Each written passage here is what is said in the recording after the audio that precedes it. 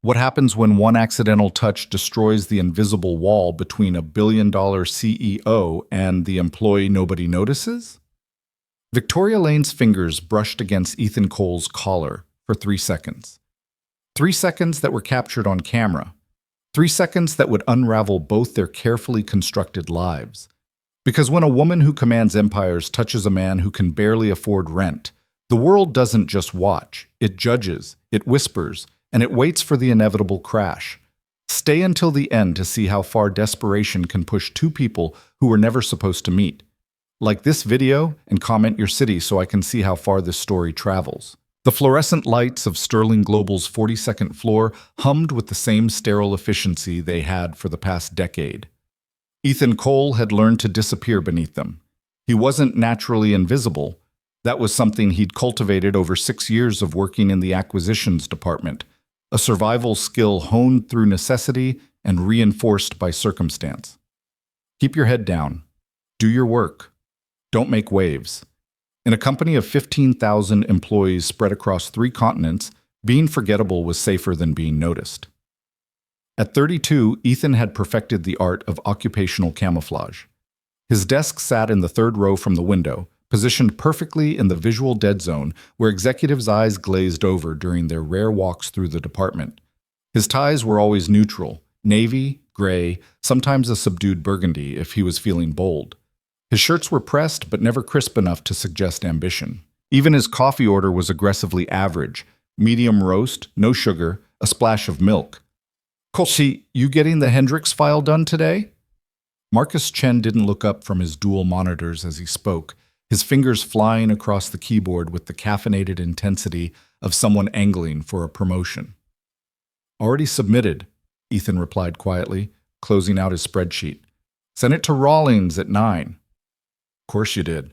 Marcus finally glanced over, his expression caught between respect and pity. You know there's no prize for finishing early around here, right? They just give you more work. Ethan managed a small smile. Good thing I like being busy. It was a lie, but a harmless one. The truth was more complicated.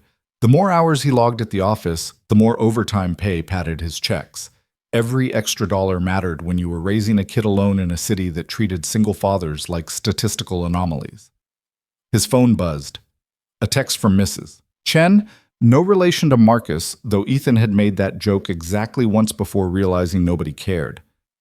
Lucas ate all his lunch today. Spelling test tomorrow. He wanted me to remind you to quiz him tonight. See you at 6. Ethan felt the familiar tightness in his chest ease slightly. Lucas was okay. Lucas was eating. Lucas was learning his spelling words like a normal 8-year-old, not a kid whose world had been turned upside down 3 years ago when his mother decided that motherhood wasn't the adventure she'd signed up for. The abandonment had been clinical in its efficiency. Jennifer had left while Lucas was at his grandmother's house, her closet empty except for a note on legal pad paper. I can't do this anymore, I'm sorry. The papers are in the kitchen drawer, no forwarding address, no phone number, just divorce papers and a checking account she'd already drained to half. Ethan had learned a lot about himself in those first terrible months. He'd learned he could function on 4 hours of sleep. He'd learned how to braid hair from YouTube videos at 2 in the morning. He'd learned that mac and cheese came in 43 different varieties, and that an 8-year-old boy could tell the difference between them all. Most importantly, he'd learned that invisibility at work meant stability at home. No office drama meant no risk to his income. No workplace politics meant no unexpected late nights that would force him to scramble for childcare. Flying under the radar wasn't cowardice, it was strategy. Ethan Cole to conference room C. Ethan Cole to conference room C. The announcement crackled through the ancient PA system, and Ethan felt 20 pairs of eyes turned toward him. In 6 years, he'd been paged exactly twice, once for a filing error, once for a system password reset. Ooh, somebody's in trouble, Marcus sing-songed, his grin more amused than concerned. Ethan was already standing, smoothing his tie with hands that wanted to shake but wouldn't let themselves. Probably just the Hendricks file. Maybe I formatted something wrong. But even as he said it, his mind was racing through the spreadsheet he'd submitted, searching for errors that might justify a face-to-face summons. He found none. His work was always thorough, always correct. That was the whole point of being invisible. Mistakes got you noticed. The walk to conference room C took him past the executive corridor, a stretch of hallway that always felt like crossing into foreign territory. The carpet was thicker here, the walls decorated with actual art instead of motivational posters. The air even smelled different, less coffee and stress, more leather and expensive cologne. He'd almost reached the conference room when the door to Victoria Lane's office opened. Ethan had seen the CEO exactly 4 times in 6 years, twice in company-wide meetings where she was a distant figure on a stage. Once in an elevator where he'd pressed himself against the back wall while she conducted a phone call in rapid-fire French. And once in the parking garage, a glimpse of her sliding into a black Mercedes while he fumbled for his keys in the employee lot 3 levels down. Victoria Lane wasn't just wealthy, she was wealth personified. Forbes put her net worth at $2.3 billion, though the numbers seemed to fluctuate based on stock prices and acquisition deals that Ethan processed the paperwork for but never fully understood. She was 41, had taken over Sterling Global from her father at 35, and had a reputation for being brilliant, ruthless, and completely untouchable. She was also, Ethan realized with a jolt of panic, walking directly toward him. He immediately moved to the side, giving her plenty of room to pass. This was protocol. Executives had right-of-way in hallways. He'd seen junior analysts practically flatten themselves against walls when senior management approached. But Victoria didn't pass. She stopped, right in front of him. "You're Ethan Cole?" Her voice was different than it sounded in videos. Less theatrical, more direct. Like someone who didn't waste words because she'd learned that silence was often more effective. "Yes, ma'am." His voice came out steadier than he felt. "I was just... they called me to conference room C." "I know, I called you." She was studying him with an intensity that made him want to check if his shirt was buttoned correctly. "You work in acquisitions?" "Yes, ma'am. 6 years." Her eyes, sharp and impossibly green, flickered to something on his chest. "Your tie is crooked." Before Ethan could process the statement or formulate a response, Victoria reached out and straightened his tie. It was a casual gesture, the kind of thing a wife might do before her husband left for work, or a mother might do for a nervous son. Her fingers were cool against the fabric, adjusting the knot with practiced efficiency. The whole interaction took maybe 3 seconds, but in those 3 seconds, Ethan forgot how to breathe. Not romantically. There was nothing romantic about it. It was pure panic, the kind that hijacks your nervous system when someone from a completely different stratosphere breaches the invisible barriers that are supposed to keep worlds separate. CEOs didn't touch employees they didn't know. They especially didn't touch employees like Ethan, whose sole professional achievement was being consistently adequate. His breath caught audibly, a small, strangled sound that he desperately tried to cover with a cough. Victoria's hand stilled. She stepped back, her expression shifting from casual to analytical. She'd noticed. Of course she'd noticed. Women like Victoria Lane noticed everything. It was probably why she was worth billions while Ethan was trying to figure out if he could afford the name brand cereal this week. "Sorry," Ethan managed, his face burning. "Surprised me. Thank you. For..." He gestured vaguely at his tie, which now sat perfectly straight. "You're welcome." Her tone was neutral, professional, completely impossible to read. "Conference room C is canceled. I needed to verify something about the Hendricks file you submitted." "Is there a problem with it?" "No, it's perfect." She paused. "Too perfect, actually. I wanted to confirm you compiled it yourself and didn't farm it out to one of the analysts." The implication stung, but Ethan kept his expression neutral. "I did it myself. All the data sourcing, cross-referencing, and projections. I can show you my work files if..." "That won't be necessary." Victoria was already turning away, her attention shifting to her phone. "Good work, Mr. Cole. Keep it up." And just like that, she was gone, her heels clicking down the corridor with the rhythmic certainty of someone who always knew exactly where she was going. Ethan stood frozen for a moment, his tie feeling uncomfortably tight despite being perfectly adjusted. Around him, the office continued its normal rhythm, keyboards clacking, phones ringing, the endless hum of productivity. He should go back to his desk. He should finish the Morrison report and start prepping the weekly summary. He should forget this entire interaction had happened. Instead, he pulled out his phone and texted Mrs. Chen. Running a few minutes late, be there by 6:15. Then he ducked into the men's room, locked himself in a stall, and tried to remember how to breathe normally. What Ethan didn't know, couldn't know, was that 30 feet away, Victoria Lane stood in her office with her phone in her hand and an expression that would have terrified her board members. "Marissa," she said when her assistant answered, "pull the employee file for Ethan Cole. Acquisitions Department. I want his performance reviews, salary history, and benefits enrollment on my desk in 20 minutes. Is there a problem?" Victoria looked at her reflection in the floor-to-ceiling window. 41 years old, self-made billionaire, featured in Time magazine's Most Influential People, currently obsessing over why a random employee had reacted to a casual gesture like she'd pulled a gun on him. "No," she lied. "Just due diligence."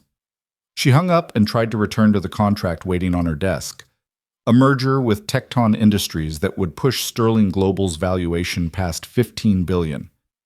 Her father had been working on this deal for 5 years before his stroke. Closing it would cement her legacy. But her mind kept replaying those 3 seconds in the hallway. The way Ethan had frozen. The sharp intake of breath. The flash of something in his eyes that looked almost like fear before he'd covered it with professional courtesy. Victoria had spent her entire adult life reading people. In boardrooms, you survived by understanding what people wanted before they admitted it to themselves. You learned to spot lies, leverage weaknesses, identify allies and threats in the span of a handshake. Ethan Cole had looked at her like she was a threat, not in the way junior employees usually did, that nervous eagerness to impress, the desperate hope that proximity to power might somehow transfer it. His reaction had been different, deeper, like someone who'd learned through painful experience that attention from powerful people was something to avoid. Her computer chimed. Marissa had already sent the file. Victoria opened it, scanning the data with the same focus she applied to acquisition targets. Ethan Cole. Age 32. Hired April 2019. Department Acquisitions. Position Senior Analyst. Salary $67,000. Performance reviews consistently meets expectations. No disciplinary actions. No commendations. Emergency contact. Mrs. Helen Chen, listed as childcare provider. Dependent. Lucas Cole, age 8, single father. That explained the sparse file. No after-work drinks, no networking events, no visible attempts at climbing the corporate ladder. Just clean, competent work and a quick exit every day at 5:30. Victoria pulled up his submitted files from the past year. The Hendricks report wasn't an anomaly. Everything was immaculate, properly sourced, clearly formatted, analytically sound. This was someone who could have been making twice his salary in a senior position, but instead seemed to be actively avoiding advancement. Why? Her phone buzzed. Her mother, calling for the 3rd time today. Victoria let it go to voicemail, already knowing what Eleanor Lane wanted to discuss. The same thing she'd wanted to discuss for the past 5 years. Victoria's unmarried status and its impact on the family's social standing. "You're 41, darling. People are starting to talk." As if Victoria gave a damn what people said, but her board cared, her investors cared. In a world where corporate leadership was still predominantly male, being a single-woman CEO was already a liability. Being a single-woman CEO who showed no interest in the stability of marriage was worse. 3 board members had cornered her last month with thinly veiled concerns about optics and family values that really meant find a husband before someone questions if you're too unstable to run a company. The Tecton merger was contingent on investor confidence. And investor confidence, apparently, was shaken by the idea of a woman who valued quarterly earnings over wedding rings. Victoria closed Ethan's file and returned to the merger contract, but something nagged at her. A possibility. An idea so absurd that she almost dismissed it immediately. Almost. She reopened Ethan's file, studying his employee photo. Handsome in an understated way. Dark hair, honest eyes, the kind of face that would photograph well but not distract. Clearly intelligent based on his work, desperately in need of money based on his salary versus the cost of raising a kid in the city. And completely, perfectly forgettable, which meant controllable. Victoria reached for her phone, then stopped. This was insane. She was seriously considering what? Approaching an employee with some kind of arrangement? The liability alone was staggering. Her phone buzzed again. This time, a text from her brother Richard. "Mother wants you at dinner Sunday. Says it's important." Translation: "She found another suitable bachelor for you to meet." Victoria's jaw tightened.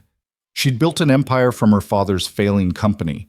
She'd outmaneuvered competitors, dominated markets, turned Sterling Global into a powerhouse. And yet her own family treated her like an incomplete project, a daughter who'd failed her most basic function by prioritizing boardrooms over bedrooms. Her finger hovered over Ethan Cole's file. What if she could solve two problems at once? The merger needed a stable image. Her family needed to be silenced. And somewhere in acquisitions, there was a man who desperately needed money and clearly knew how to stay out of the spotlight. It was manipulative. It was probably unethical. It definitely violated about 40 HR policies. But Victoria hadn't become a billionaire by playing it safe. She opened her calendar and found a slot tomorrow morning. Then she drafted an email. "Mr. Cole, I'd like to discuss a special project. Please report to my office at 8 a.m. tomorrow. This is not disciplinary. Come alone."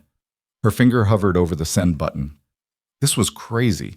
This could backfire in a dozen different ways. She hit send. Upon.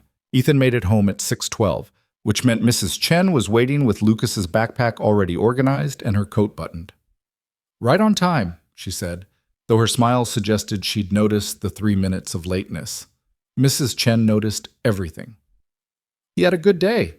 Spelling test is tomorrow. He knows all the words except definitely. Keeps wanting to spell it with an A. I'll drill him tonight." Ethan pulled out his wallet, counting out the daily rate plus an extra 5 because Mrs. Chen had stayed late twice last week without complaint. "Thank you. Really. I don't know what we'd do without you." "You'd figure it out. You always do." She patted his arm with the casual affection of someone who'd watched him transform from a panicked, newly single father into something resembling competent. Lucas is in his room. Something about a Lego spaceship that's critical to the mission. The apartment was small. 2 bedrooms, 1 bathroom, a kitchen-living room combo that required creative furniture arrangement. The building was older, with pipes that groaned and neighbors who played music at odd hours. But it was clean, it was safe, and most importantly, it was theirs. Lucas was exactly where Mrs. Chen had predicted, sprawled on his bedroom floor surrounded by approximately 8,000 Lego pieces. "Dad!" He looked up with the kind of pure excitement that made every awful day worth it. "Look! I'm building the Starfire 7. It's got hyperdrive engines and a laser cannon." Ethan sat down on the floor beside him, his tie loosening naturally for the first time since Victoria Lane had touched it. "That's incredible, buddy. But didn't we talk about starting your homework before Legos?" Mrs. Chen quizzed me on spelling. I got them all right except definitely. It's a stupid word anyway. "It's definitely a stupid word," Ethan agreed, earning a giggle, "but we should probably practice it a few more times just to be sure." After the spaceship? After the spaceship. They built in comfortable silence, Lucas narrating the adventures of various Lego astronauts, while Ethan tried not to think about the email waiting in his inbox. The one from Victoria Lane's office that had appeared at 5:47 p.m., right as he was logging off. He'd read it 3 times on the train home, searching for hidden meanings in the sparse text. Special project. What kind of special project required him specifically? He was good at his job, but he wasn't exceptional. Dozens of analysts could compile reports and crunch numbers. Come alone. That part bothered him most. Why specify that? Who would he bring? "Dad? You okay?" Lucas was watching him with the uncanny perception kids developed when they'd been through trauma. "You look worried." Ethan forced a smile. "Just thinking about work stuff. Nothing important." "Is it about the lady?" "What lady?" "The one Mrs. Chen was talking about on the phone. She said she saw you with some important lady in the hallway, and you looked shook." Lucas attempted Mrs. Chen's accent, which came out as vaguely British. "What's shook mean?" Perfect. The office gossip network had apparently expanded to include his childcare provider. "It means surprised," Ethan said carefully. "And it was nothing. I just ran into the CEO in the hallway. She fixed my tie because it was crooked." Lucas considered this. "Is she nice?" The question was simple, but the answer wasn't. Victoria Lane had been professional, efficient, and utterly unreadable. She'd complimented his work while simultaneously suggesting he might have cheated. She'd touched his tie with the casual authority of someone used to rearranging things, including people. "I don't really know her," Ethan said finally, "but she seems smart." "Smarter than you?" "Definitely smarter than me." Lucas nodded, satisfied with this assessment.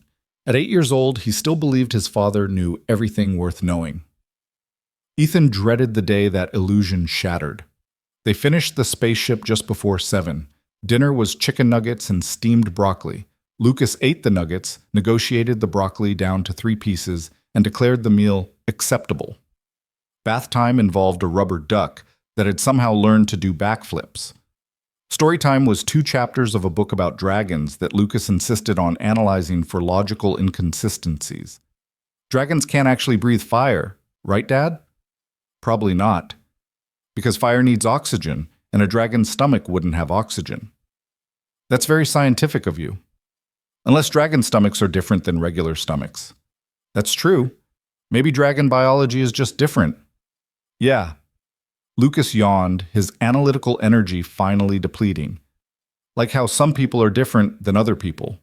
Exactly like that. By 8:30, Lucas was asleep, his Lego spaceship standing guard on his nightstand. Ethan stood in the doorway for a moment, watching his son's chest rise and fall with the easy rhythm of childhood sleep. This was what mattered. This small person who depended on him completely. Everything else, the job, the money struggles, the weird interaction with a billionaire CEO, was just background noise. Except it wasn't. Ethan returned to the living room and opened his laptop, pulling up the email one more time. "I'd like to discuss a special project." He could ignore it. He could show up tomorrow and politely decline whatever she was offering. He could keep his head down and maintain the safe, invisible existence he'd built. But that extra $5 he'd given Mrs. Chen? That came from an emergency fund that was looking less emergency and more only. Lucas needed new shoes. The car was making a sound that probably meant expensive repairs. And the rent was going up next month. He'd gotten the notice 2 weeks ago and had been trying not to think about the math. Ethan pulled up his bank account, staring at numbers that never quite stretched far enough. $3,247.82. That was everything. Checking, savings, the jar of quarters on his dresser. $3,000 between his son and the kind of instability that gave him nightmares. His phone buzzed. A text from Marcus. "Dude, did you actually get called to see V Lane today? Office is going crazy with rumors." Ethan didn't respond. He closed his laptop, turned off the lights, and tried to convince himself that tomorrow's meeting would be perfectly normal. He failed. Victoria Lane didn't sleep well.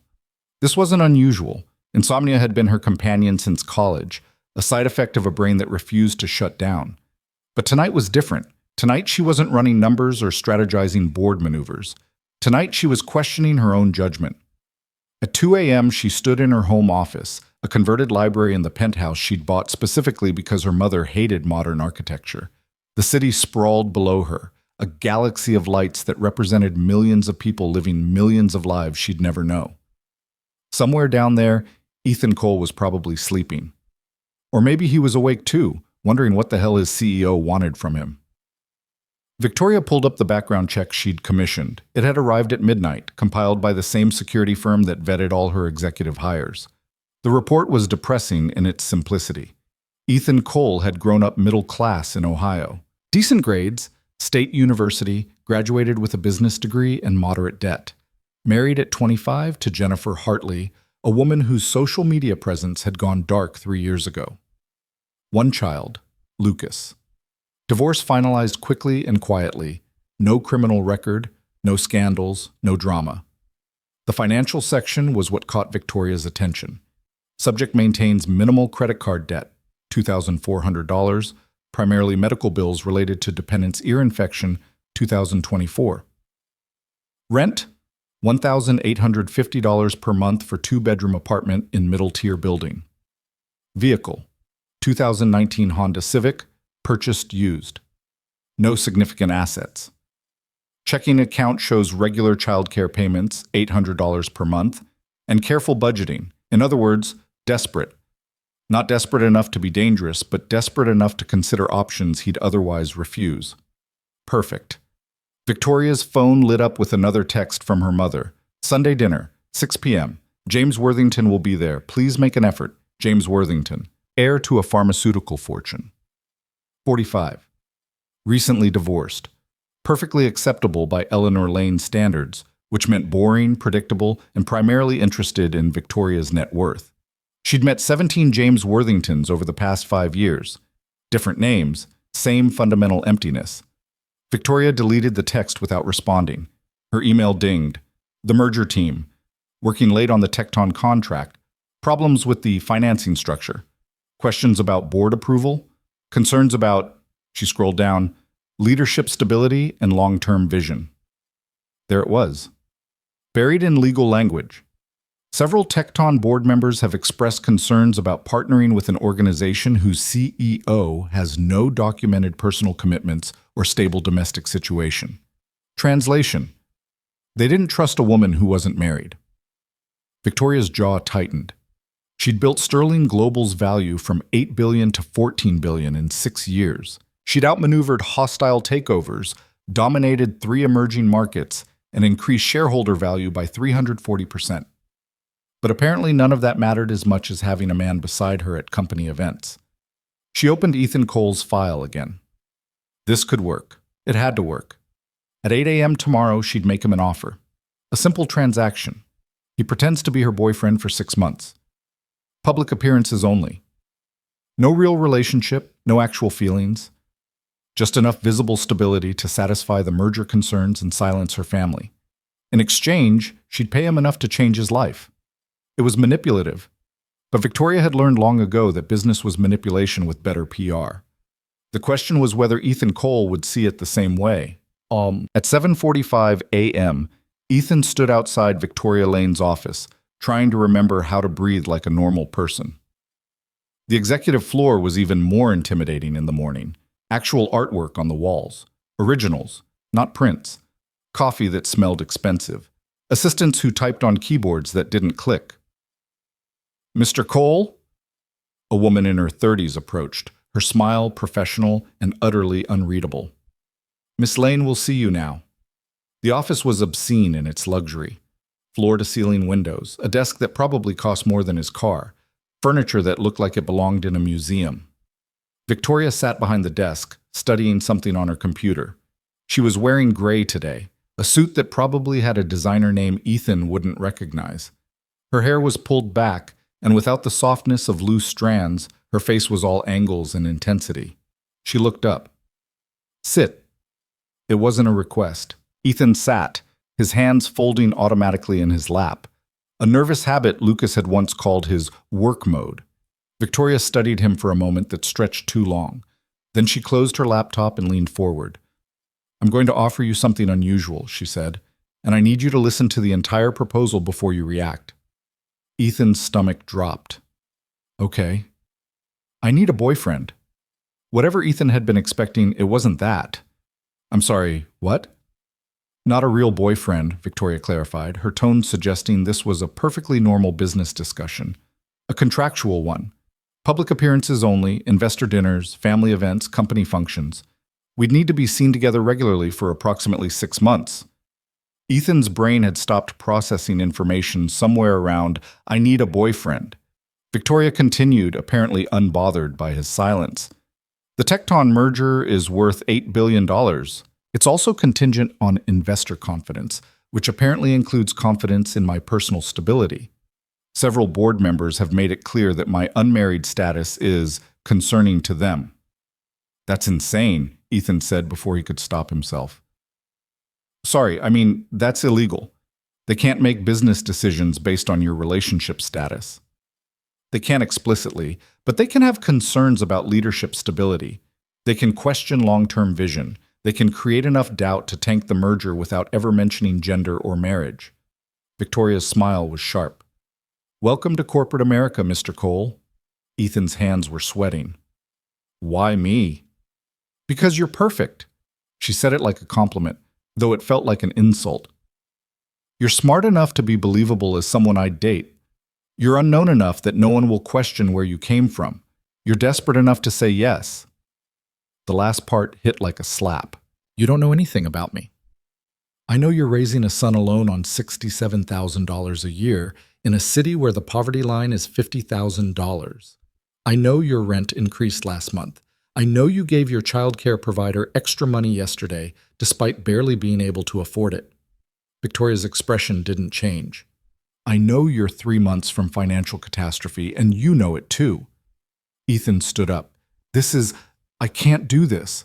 Sit down, Mr. Cole. No. His heart was hammering. I appreciate that you think I'm desperate enough to sell myself, but I'm not. $200,000. Ethan stopped. Victoria leaned back in her chair. That's what I'm offering. $200,000 for 6 months of public appearances. No sex, no actual relationship. Just show up when I need you, look presentable, and be convincingly interested in me. The number hit Ethan like a physical force. $200,000. That was 3 years of his salary. That was Lucas's college fund. That was security. He couldn't finish the sentence. Life-changing, Victoria finished for him. I know. That's why I'm offering it. Ethan sat back down slowly. His legs had stopped working properly. I can't. The words came out weak, unconvincing even to himself. Why not? Because what was it? Wrong? Maybe. Insane? Definitely. Exactly what he needed? Unfortunately. I have a son. I can't just pretend to be in a relationship. That's lying to him. So tell him the truth. Victoria shrugged. Kids understand arrangements. Hell, he probably understands them better than most adults. He's 8. Then simplify it. Tell him Daddy has a work project that involves spending time with his boss. It's not even a lie. Ethan's head was spinning. This is crazy. Yes. Victoria's expression softened slightly. Not much, but enough to seem almost human. But it's also a solution. I need to look stable for 6 months. You need financial security. We can both get what we want without anyone getting hurt. People will find out. Office gossip alone will be managed. I have an excellent PR team.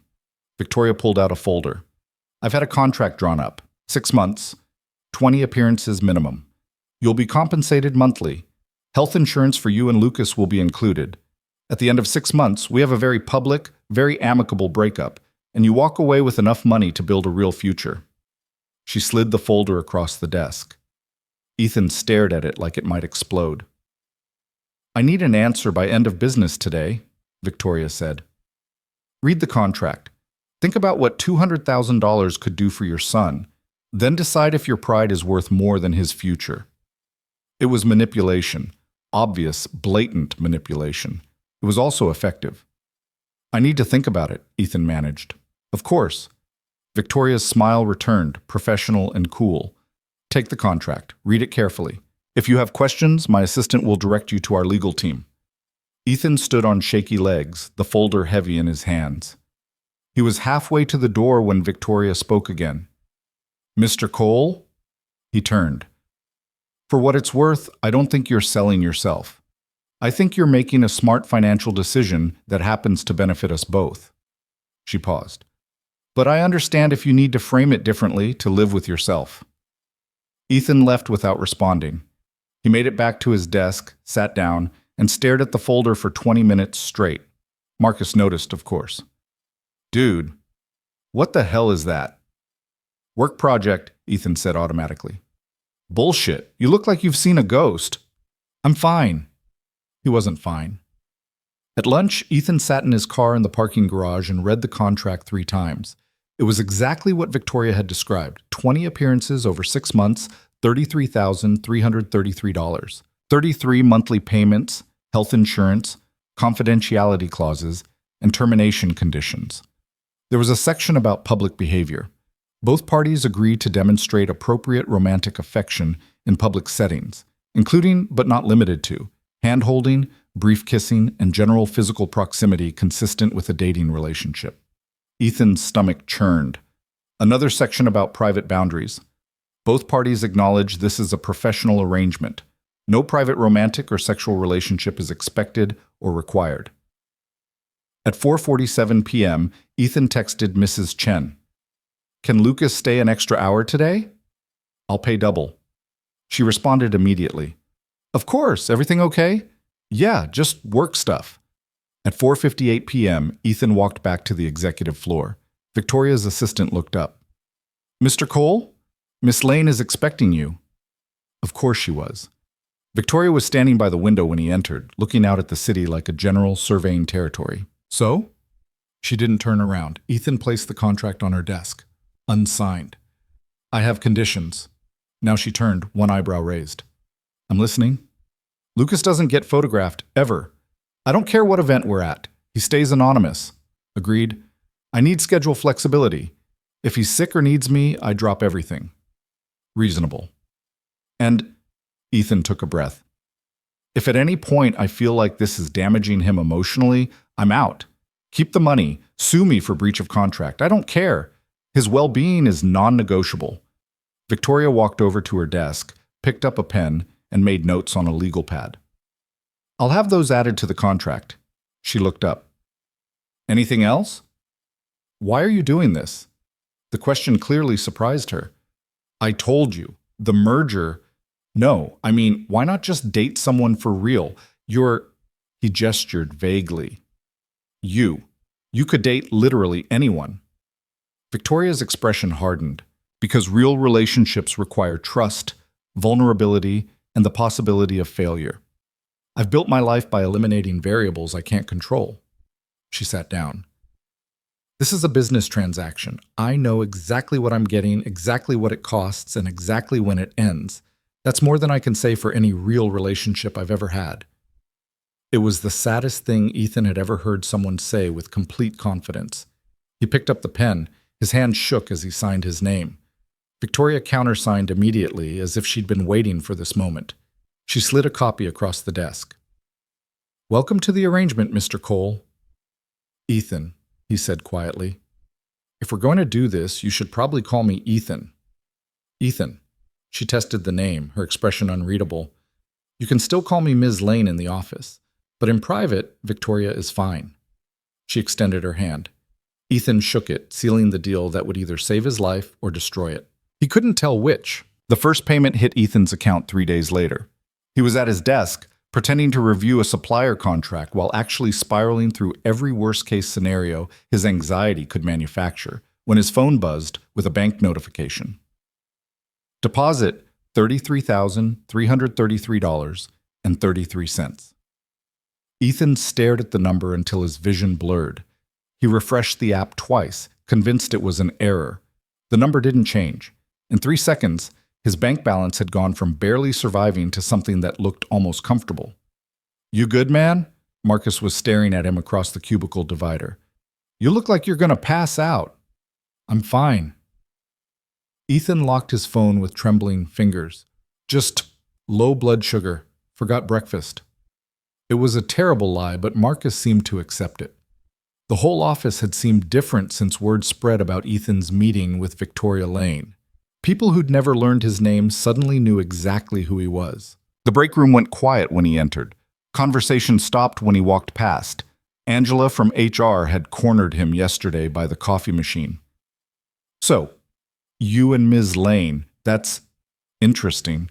"There's nothing to talk about," Ethan had said, pouring coffee with hands that wanted to shake. "Right." Angela's smile was razor sharp. "Just seems weird that she'd personally call you to her office. Twice, when most of us have worked here for 10 years and never exchanged 2 words with her." Ethan had escaped without answering, but the damage was done. The office gossip network had activated, and he was the newest subject of fascination. His phone buzzed again. This time, a text from an unknown number. "First event is Friday. Charity gala for Children's Hospital. Car will pick you up at 6 p.m. Formal attire required." Ethan's stomach dropped. Friday. That was 4 days away. 4 days to figure out how to convincingly pretend to be dating a woman who terrified him. Another text arrived immediately. Also, you need a new suit. I've arranged an appointment at Rothman and Sons tomorrow at 2 p.m. Don't be late. Ethan typed back, I have a suit. The response was instant. I've seen your suits. You need a new suit. He should have been insulted. Instead, he just felt tired. Of course, Victoria had noticed his off-the-rack clothing. She probably noticed everything, cataloging details about people the way he cataloged spreadsheet data.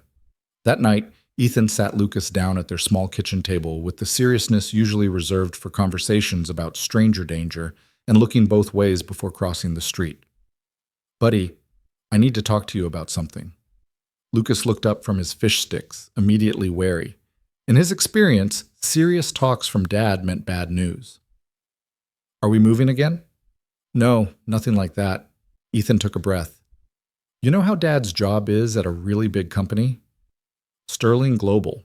Well, Lucas had memorized the name from Ethan's business cards, occasionally using them as makeshift bookmarks. Right. Well, my boss, the person in charge of the whole company, she needs help with a special project.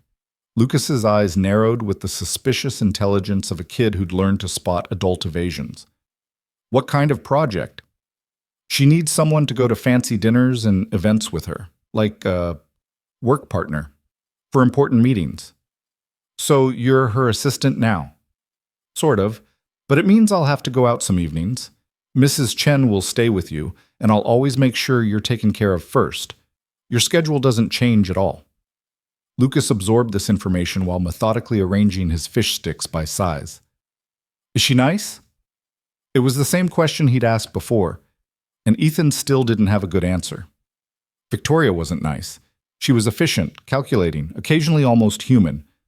But explaining that to an 8-year-old felt impossible. She's professional, Ethan said finally. And this project is really important. It means we'll have more money for things we need. Like the Lego Death Star? Maybe not quite that much money. Ethan smiled despite himself. But yeah, more money for important stuff. Okay. Lucas returned to his fish sticks, apparently satisfied.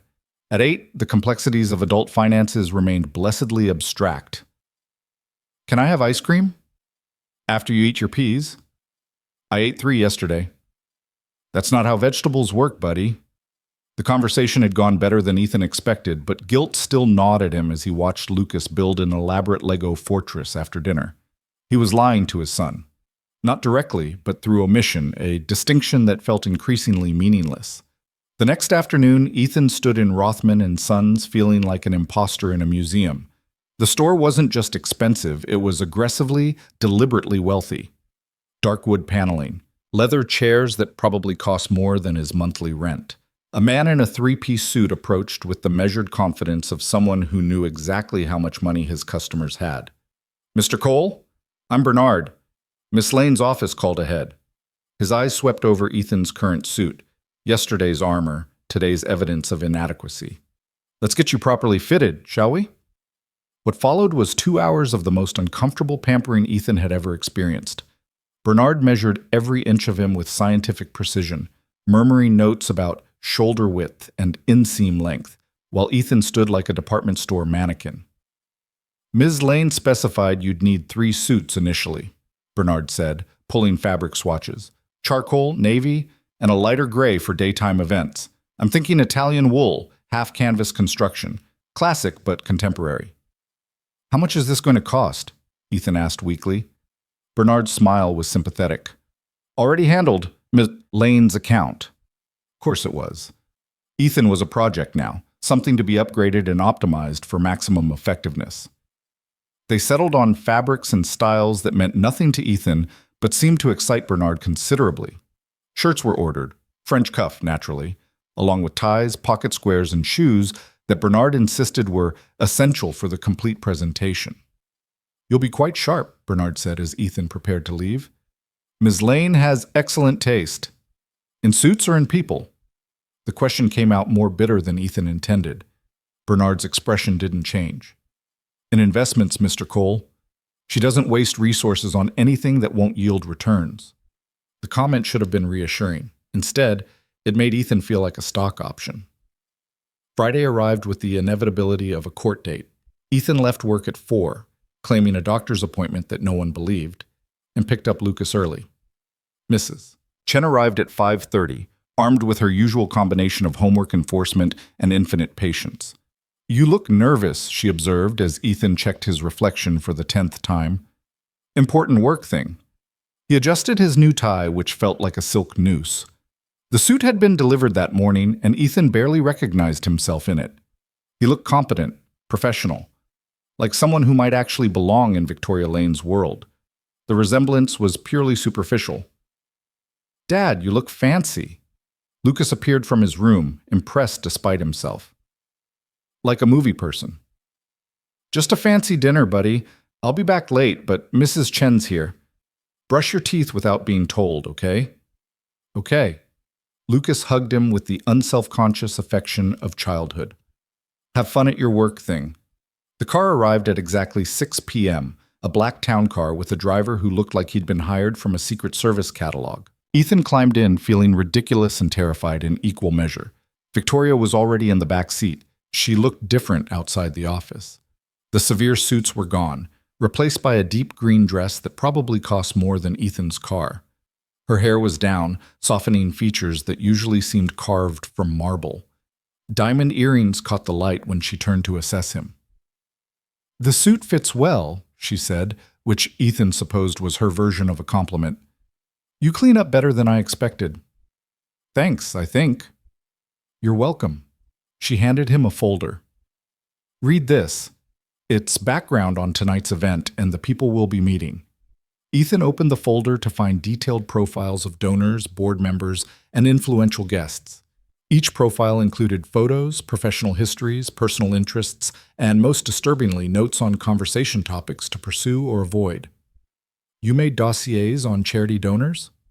"Information is leverage, Ethan. These people give millions to look generous while making billions from morally questionable business practices. The least I can do is know who I'm taking money from." It was cynical and probably accurate. Ethan scanned the profiles, trying to memorize names and faces. "You don't have to remember everything," Victoria said, watching him. "Just follow my lead. Smile. Look interested. Occasionally offer a thoughtful comment about philanthropy or children's health care. Mostly, just be present and presentable." "And we're supposed to look like we're dating?" "We're supposed to look like we're getting to know each other. Early relationship energy. Interested but not yet committed." She paused. "Can you manage that?" Ethan thought about the $33,333.33 sitting in his bank account.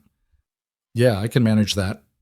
The gala was held at the Grandfield Hotel, a historic building that had been renovated into the kind of venue where champagne flowed freely and the waitstaff wore white gloves. Ethan followed Victoria through the entrance, acutely aware of the stares that followed them.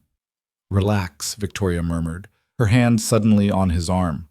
The touch was light, casual, exactly the kind of gesture a woman might make with a date. "You look like you're walking to your execution." "I feel like I'm walking to my execution." "Breathe, smile. Pretend you find me fascinating." She glanced up at him, and for just a moment her expression softened into something almost playful. "Shouldn't be too difficult. I am objectively fascinating." Despite everything, Ethan almost laughed. They entered the ballroom, and immediately Victoria transformed. Her posture shifted, still confident but warmer, more accessible. She smiled at people, made eye contact, worked the room with the practiced ease of someone who'd spent decades at events like this. "Victoria, darling," a woman in her 60s approached, dripping with jewelry that could fund a small country. "We've missed you at the club. You're never there anymore." "I've been busy, Margaret. You know how it is." Victoria's hand tightened almost imperceptibly on Ethan's arm. "Let me introduce you to Ethan Cole. Ethan, this is Margaret Ashford. She's on the hospital's board." Margaret's eyes swept over Ethan with the clinical assessment of someone evaluating livestock. "Cole, I don't believe I know that name." "Ethan works in acquisitions," Victoria said smoothly. "We met through the company." "How modern." Margaret's smile didn't reach her eyes. "And what do your people do, Ethan?" It was a test, Ethan realized, a polite way of asking about his pedigree, his wealth, his worthiness. "My father was a high school teacher," Ethan said evenly. "My mother was a nurse. They taught me that what you do matters more than where you come from." The response seemed to surprise Margaret. She blinked, recalibrating. How refreshing? Victoria's fingers pressed lightly against his arm. Approval, Ethan thought, or maybe just relief that he hadn't completely embarrassed her. They moved through the crowd, repeating variations of the same conversation. Victoria introduced him to donors, executives, society fixtures who all asked subtle versions of the same question. Who are you, and why does Victoria Lane care about you? Ethan's answers became smoother with repetition. He learned to deflect personal questions, redirect to Victoria's accomplishments, and smile like he belonged in a room where people discussed their winter homes and charitable foundations. "You're doing well," Victoria murmured during a brief moment alone. They stood near the bar, ostensibly admiring the ice sculpture while actually regrouping. "Better than I expected, honestly." "Low bar," Ethan said.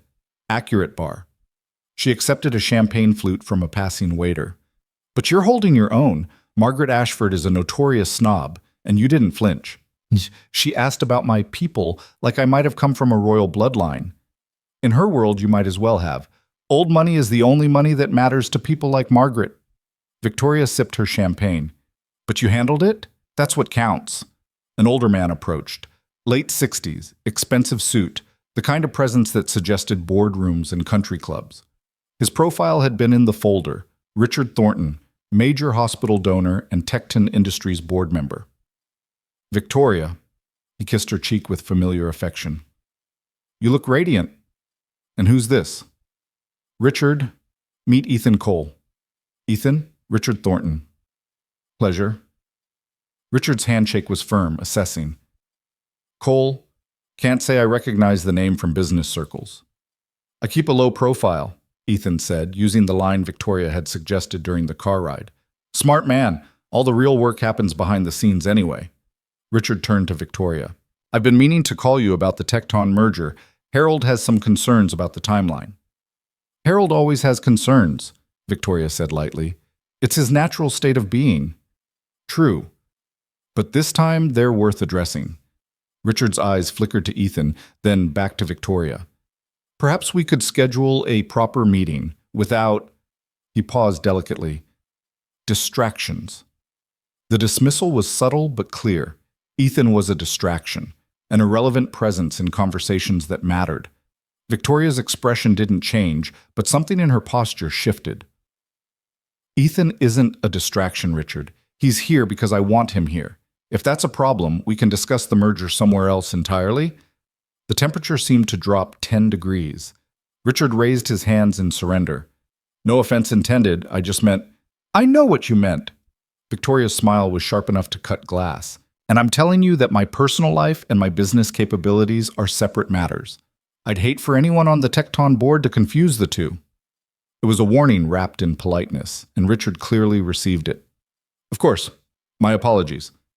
He nodded to Ethan. "Good to meet you, Cole." As Richard retreated, Victoria exhaled slowly. "Jackass." "That was one of your merger partners?" Ethan asked quietly. "One of many. They're all jackasses in different ways." She finished her champagne. "Come on, let's find somewhere less populated." They ended up on a balcony overlooking the hotel gardens, the noise of the gala muffled by glass doors. The night air was cool, carrying the faint scent of jasmine from the landscaping below. "You didn't have to defend me," Ethan said. "I know I don't belong in there." "You belong anywhere I say you belong." Victoria leaned against the railing, her profile sharp in the moonlight. "And Richard Thornton doesn't get to dismiss someone I brought simply because they don't have a trust fund. But that's exactly why you brought me, isn't it? Because I'm not part of their world, because I'm controllable." Victoria turned to face him fully.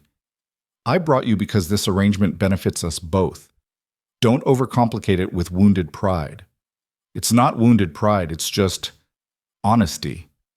Ethan matched her gaze. "You needed someone who'd play a part without causing complications. I needed money. That's the transaction. We don't have to pretend it's anything else when we're alone." Something flickered across Victoria's face, surprise maybe, or reluctant respect. "Fair enough. But for the record, you're handling this better than the Ivy League graduates I've worked with. Most of them would have crumbled under Margaret Ashford's interrogation." Most of them probably haven't had to explain to their 8-year-old why there's no money for school supplies. The words came out harsher than Ethan intended. Victoria's expression softened slightly. How is Lucas handling this?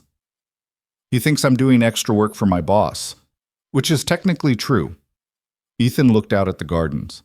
He doesn't understand the complexity. He just knows Dad's going to fancy dinners sometimes. But you feel guilty anyway. It wasn't a question. Ethan didn't bother denying it. Wouldn't you? No? Victoria's answer was immediate, certain. I'd make the practical choice and accept the consequences. Guilt is a luxury for people who can afford to make emotional decisions. Is that what you tell yourself? It's what I know.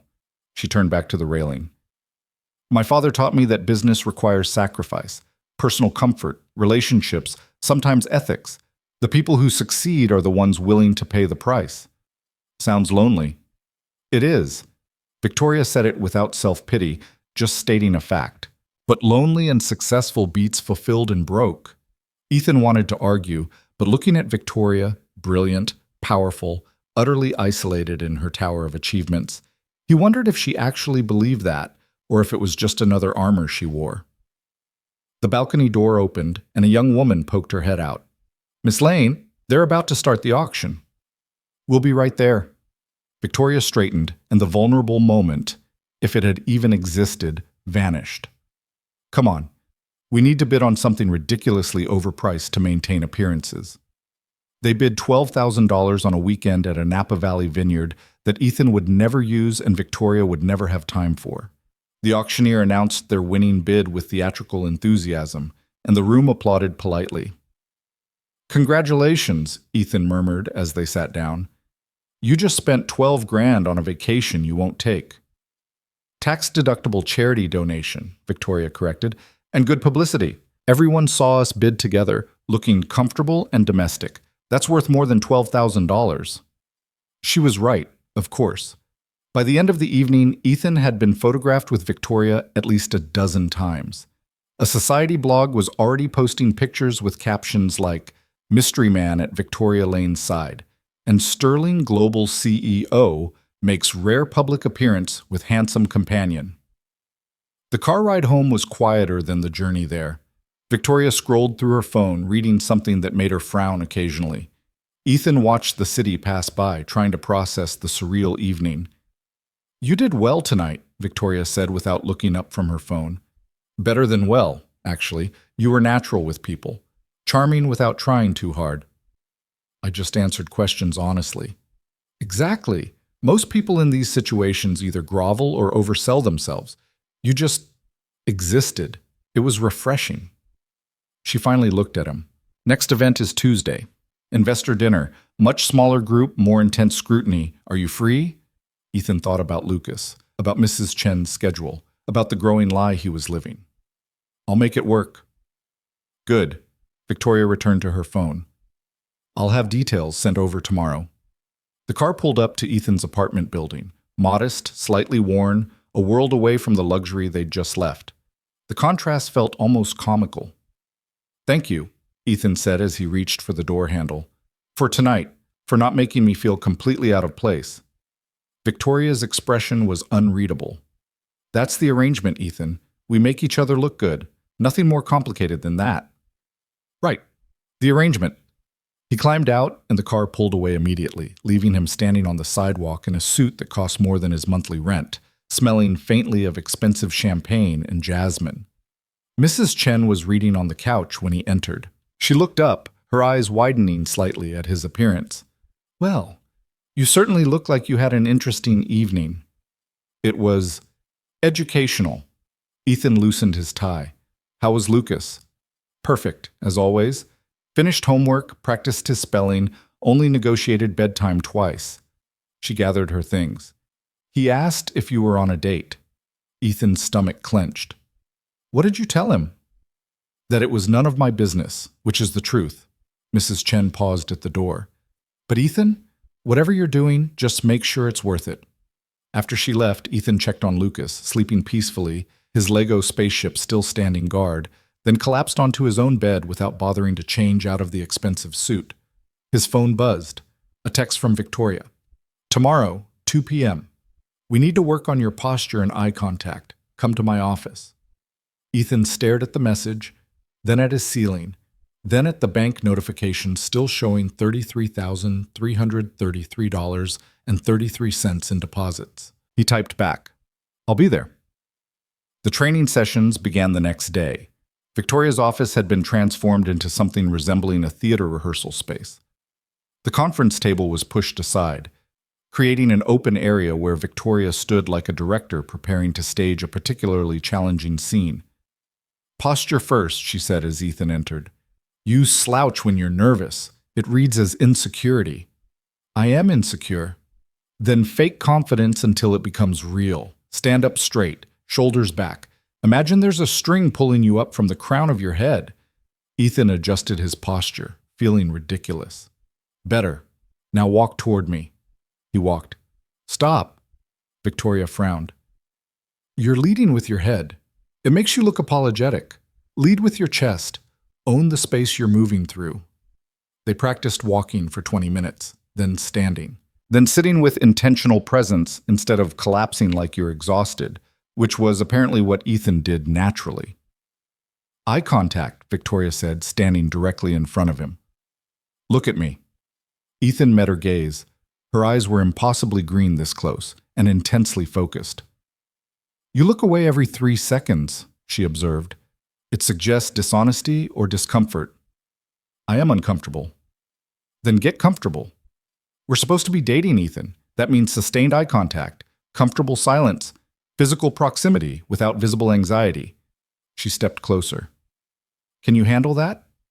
The question felt like a challenge. Ethan held her gaze, refusing to look away even as his instinct screamed to retreat.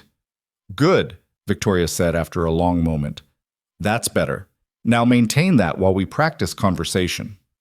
What followed was an hour of the most awkward role-playing Ethan had ever experienced. Victoria fired questions at him. What did he think of her dress? How did they meet? What did he admire most about her? And critiqued his answers with surgical precision. Too hesitant. Answer like you've thought about it before. Too rehearsed. Make it sound natural. You're fidgeting with your watch. Stop. By the end, Ethan's head was spinning with corrections and his confidence was thoroughly demolished. "This is impossible," he said, slumping into a chair. "I can't remember all these rules and still act natural." "You can. You're just overthinking it." Victoria sat across from him, her expression less critical than before. "Here's the truth. People see what they expect to see. If we act like we're together, they'll believe it. You don't have to be perfect. You just have to be present. Present and confident and well-postured and appropriately affectionate." "Yes, all of that." She smiled slightly. "But it gets easier. Trust me." "Do you do this often? Fake relationships for business purposes?" The question clearly surprised her. "No, you're the first." "Then how do you know it gets easier?" "Because everything gets easier with practice. Lying, manipulation, pretending to care about people you'd rather avoid." Victoria's smile turned bitter. "I've been practicing since I was 12. You'll catch up." There was a story there. Something dark and complicated that explained why a woman who had everything seemed so convinced that authenticity was weakness. But before Ethan could ask, Victoria's phone buzzed. She glanced at it, and her expression hardened. "I need to take this. We're done for today. Same time Monday." Ethan left, but the conversation lingered. He couldn't shake the image of 12-year-old Victoria learning to fake emotions like they were multiplication tables. Tuesday's investor dinner was smaller but more intense, exactly as Victoria had warned. 8 people around a table at an exclusive restaurant where the menu didn't list prices. Always a bad sign in Ethan's experience. He wore the navy suit and focused on everything Victoria had taught him. Posture, eye contact, confident answers that didn't over-explain. "So Ethan," a silver-haired investor named Patterson leaned forward. "What attracted you to Victoria?" It was a test disguised as small talk. Ethan could feel Victoria's attention shift toward him, waiting to see how he'd handle it. "Honestly?" Ethan met Patterson's gaze steadily. "She's the smartest person I've ever met, and she doesn't apologize for it. That's rare." "Smart women intimidate most men," Patterson observed. Only insecure ones. The table went quiet for a beat. Then Patterson laughed, genuine, surprised. Well said, young man. Well said. Victoria's hand found Ethan's under the table, squeezing briefly. Approval or maybe relief. The dinner progressed smoothly after that. Ethan mostly listened, occasionally offering observations about market trends he'd picked up from processing acquisition reports. He was careful not to overstep, presenting himself as informed but not presumptuous. You've got a good one here, Victoria, Patterson said as dessert arrived. Smart enough to contribute, wise enough to know when to listen. That's a rare combination. I know, Victoria said, and something in her voice almost sounded genuine. Later, in the car, she turned to him. That was perfect. Patterson's approval means the other investors will fall in line. Happy to help maintain your image as a stable, relationship-capable human. Don't get bitter, it's unattractive. But Victoria was smiling slightly. Though your answer about smart women was good, where did that come from? The truth, actually, you are intimidating, but that's not a bad thing. Victoria studied him in the dim light of the passing street lamps. You're more complicated than I expected, Ethan Cole. Is that good or bad?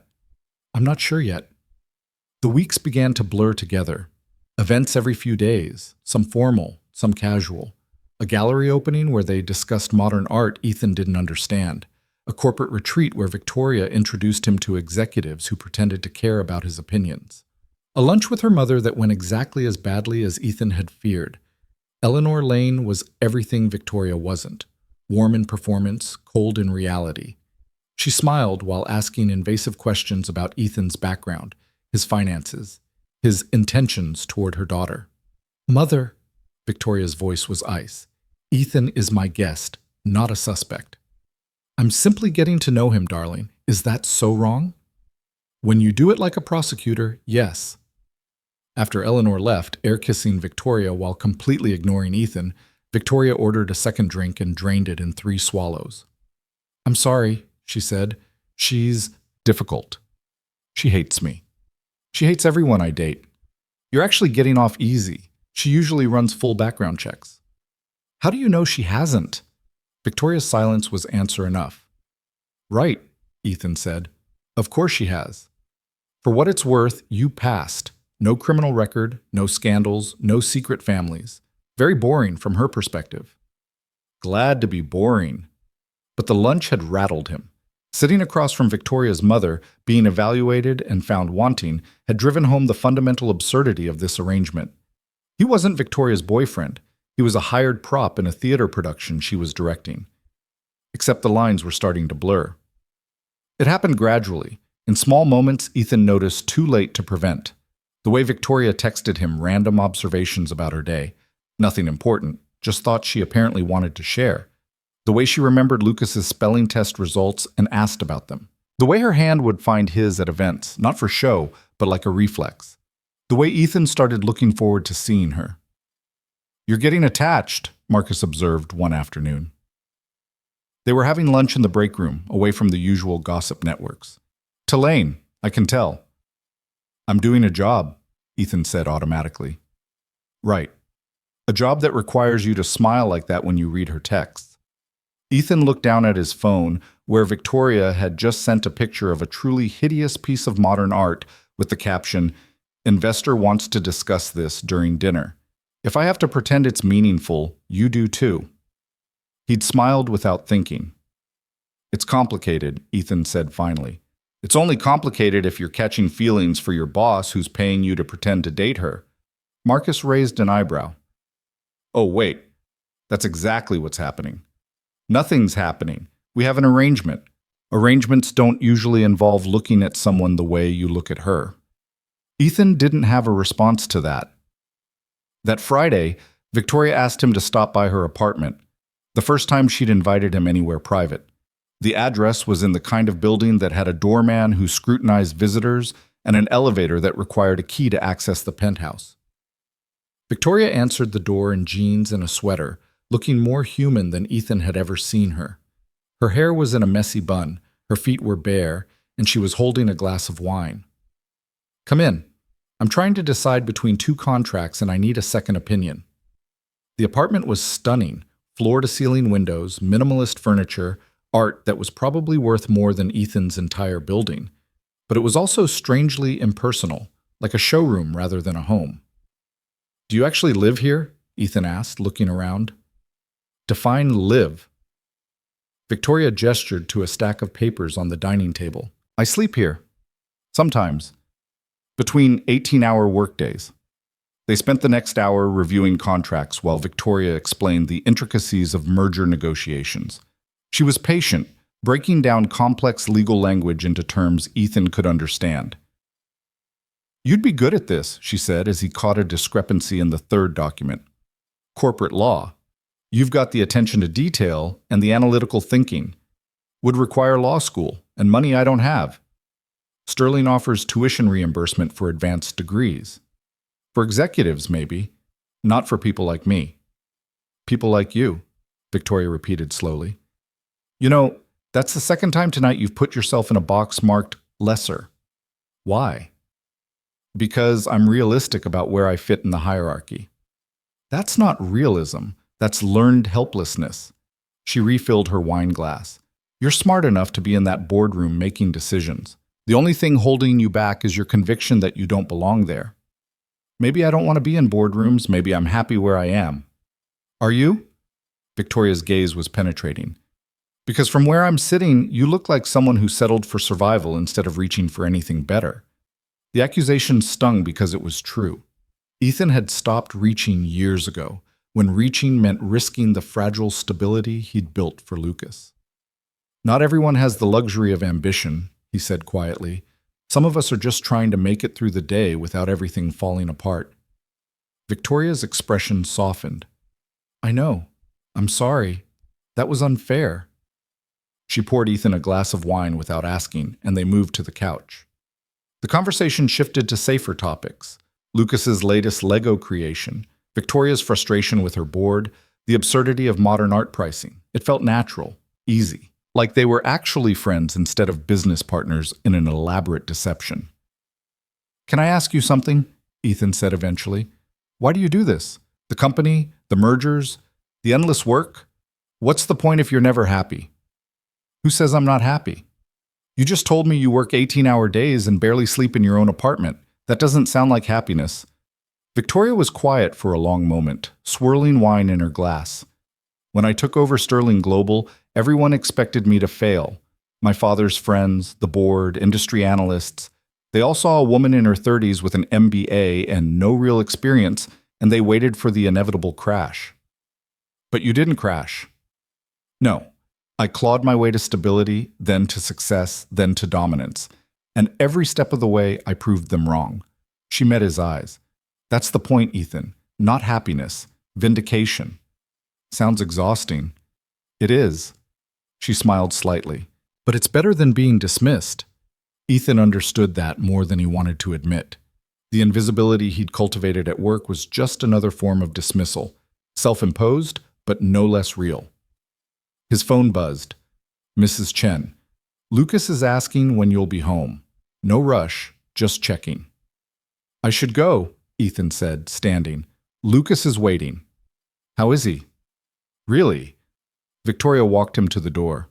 "You never talk about the hard parts." "Because talking about them doesn't make them easier." Ethan paused in the doorway. "But he's good. He's resilient. Kids are better at adapting than adults give them credit for." "He's lucky to have you." "I'm lucky to have him." Victoria reached out, adjusting his collar in a gesture that had become familiar over the past weeks. But this time, her hand lingered slightly, and when Ethan met her eyes, something passed between them that had nothing to do with contracts or arrangements. "See you Monday," Victoria said softly. "Monday," Ethan echoed. He made it to the elevator before admitting to himself that Marcus had been right. He was absolutely, dangerously, getting attached. The shift happened so gradually that Ethan didn't notice until it was too late. Monday morning started like any other. He dropped Lucas at school, endured the usual traffic, arrived at his desk with coffee that had gone lukewarm during the commute. Marcus was already there, typing with the manic energy of someone who'd discovered caffeine could substitute for sleep. "Morning," Ethan said, settling into his chair. Marcus didn't respond, didn't even look up. Marcus? Yeah. Morning. The words were clipped, deliberately neutral in a way that felt wrong. Ethan opened his email and immediately understood why. The company-wide announcement sat at the top of his inbox, flagged as important. The subject line read, Sterling Global Strategic Partnership, Tecton Industries Merger Update. He opened it with a sense of creeping dread. The email was professional, corporate speak dressed up as exciting news. The Tecton merger was moving forward ahead of schedule. Additional board alignment had been secured. To facilitate the partnership and ensure long-term stability, certain organizational changes would be implemented. Ethan skimmed past the financial projections and timeline adjustments until he reached the section that made his blood run cold. In conjunction with this historic merger, Sterling Global is pleased to announce the engagement of CEO Victoria Lane to James Worthington III, Chief Strategy Officer of Worthington Pharmaceutical Holdings. This union represents not only a personal commitment, but a strategic alliance between two of the industry's most influential organizations. The words blurred. Ethan read them again, certain he'd misunderstood. Engagement. Victoria was engaged to someone named James Worthington III, who sounded exactly like the kind of man Eleanor Lane would choose, pedigreed, wealthy, strategically valuable. Ethan's phone buzzed. A text from Victoria. Don't react, I'll explain everything. My office, noon. He stared at the message, then at the announcement, then at Marcus, who was very deliberately not looking at him. So, Marcus said finally, his voice carefully casual. That's interesting news. Yeah. Ethan's voice sounded distant, like it was coming from somewhere outside his body. Interesting. You okay, man? Fine. Why wouldn't I be fine? Marcus finally turned to face him, and his expression was a mixture of pity and something that looked almost like anger. Because for the past 2 months, you've been showing up to fancy events as her date. Because the entire office has been gossiping about you two. Because you looked at her like... He stopped, shaking his head. Never mind. It's none of my business. It isn't, Ethan said more harshly than intended. But Marcus was right. The entire office had been gossiping. Ethan had felt the weight of their attention every day. The whispers that stopped when he entered rooms, the speculative glances, the not-so-subtle questions about his relationship with Victoria. He told himself it didn't matter, that it was all part of the arrangement, that he was getting paid to weather their judgment and their assumptions. Except he'd started believing the lie, too. The morning crawled by with excruciating slowness. Ethan tried to focus on work, but the spreadsheets might as well have been written in a foreign language. His mind kept circling back to the announcement, to Victoria's text, to the sick feeling in his stomach that had nothing to do with his lukewarm coffee. At 11:30, Angela from HR appeared at his desk. Her smile was sympathetic in a way that made Ethan want to disappear. Ethan, can we talk for a minute, somewhere private? They ended up in a small conference room that smelled like stale coffee and broken dreams. Angela sat across from him with a folder that Ethan instinctively knew contained bad news. I want to start by saying this isn't disciplinary, Angela began, which was exactly what people said before delivering bad news. But given this morning's announcement, we need to discuss some complications. What kind of complications? You've been seen publicly with Ms. Lane on multiple occasions. There are photographs, social media posts, documented appearances at company and charity events. Angela opened the folder, revealing printouts of exactly the kind of evidence she was describing. The optics are problematic. We weren't breaking any company policies, we were just dating? Angela's eyebrow rose. While she was apparently engaged to someone else? The implication hung in the air like poison gas. Ethan could see exactly where this was going. To the outside world, he wasn't a fake boyfriend hired for appearances. He was the other man. The affair. The scandal waiting to explode. It wasn't like that, Ethan said, knowing how hollow it sounded. I believe you. But perception matters in situations like this. Angela's expression softened slightly. The company is offering you a transfer, a lateral move to our Denver office. Same position, same salary, effective immediately. It's not a punishment, just a way to minimize complications during a sensitive time. You're sending me away.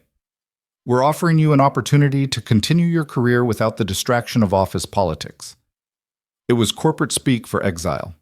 They were cleaning up the mess, removing the evidence, making Ethan disappear so Victoria's engagement could proceed without uncomfortable questions. And if I refuse the transfer? Angela's pause said everything.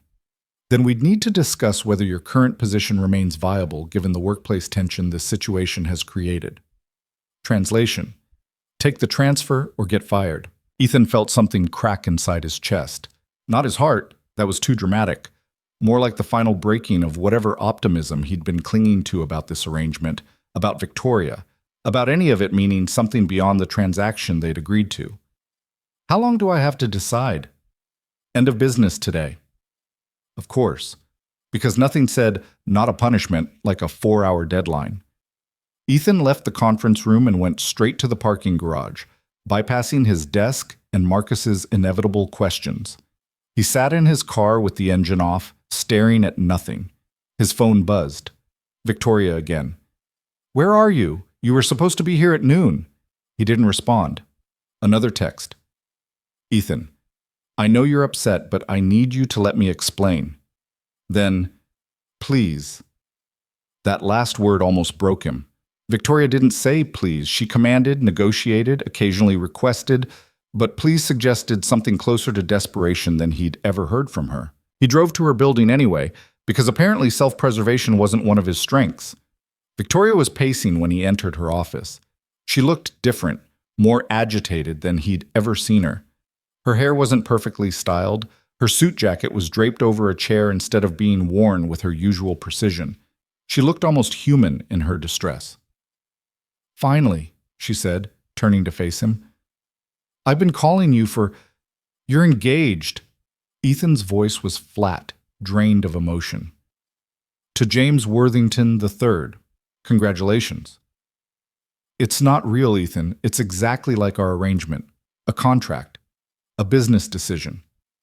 Except you didn't tell me about it." "Because I didn't know about it until last night." Victoria ran a hand through her hair, disrupting it further.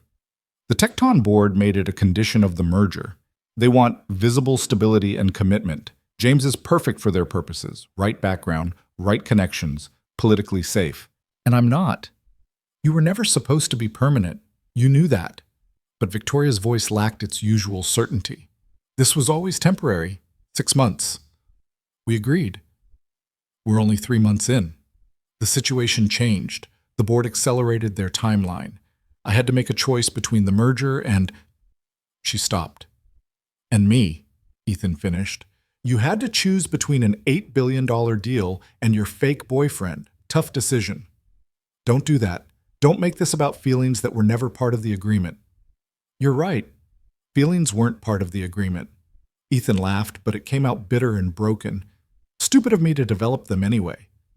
Victoria froze. "Ethan?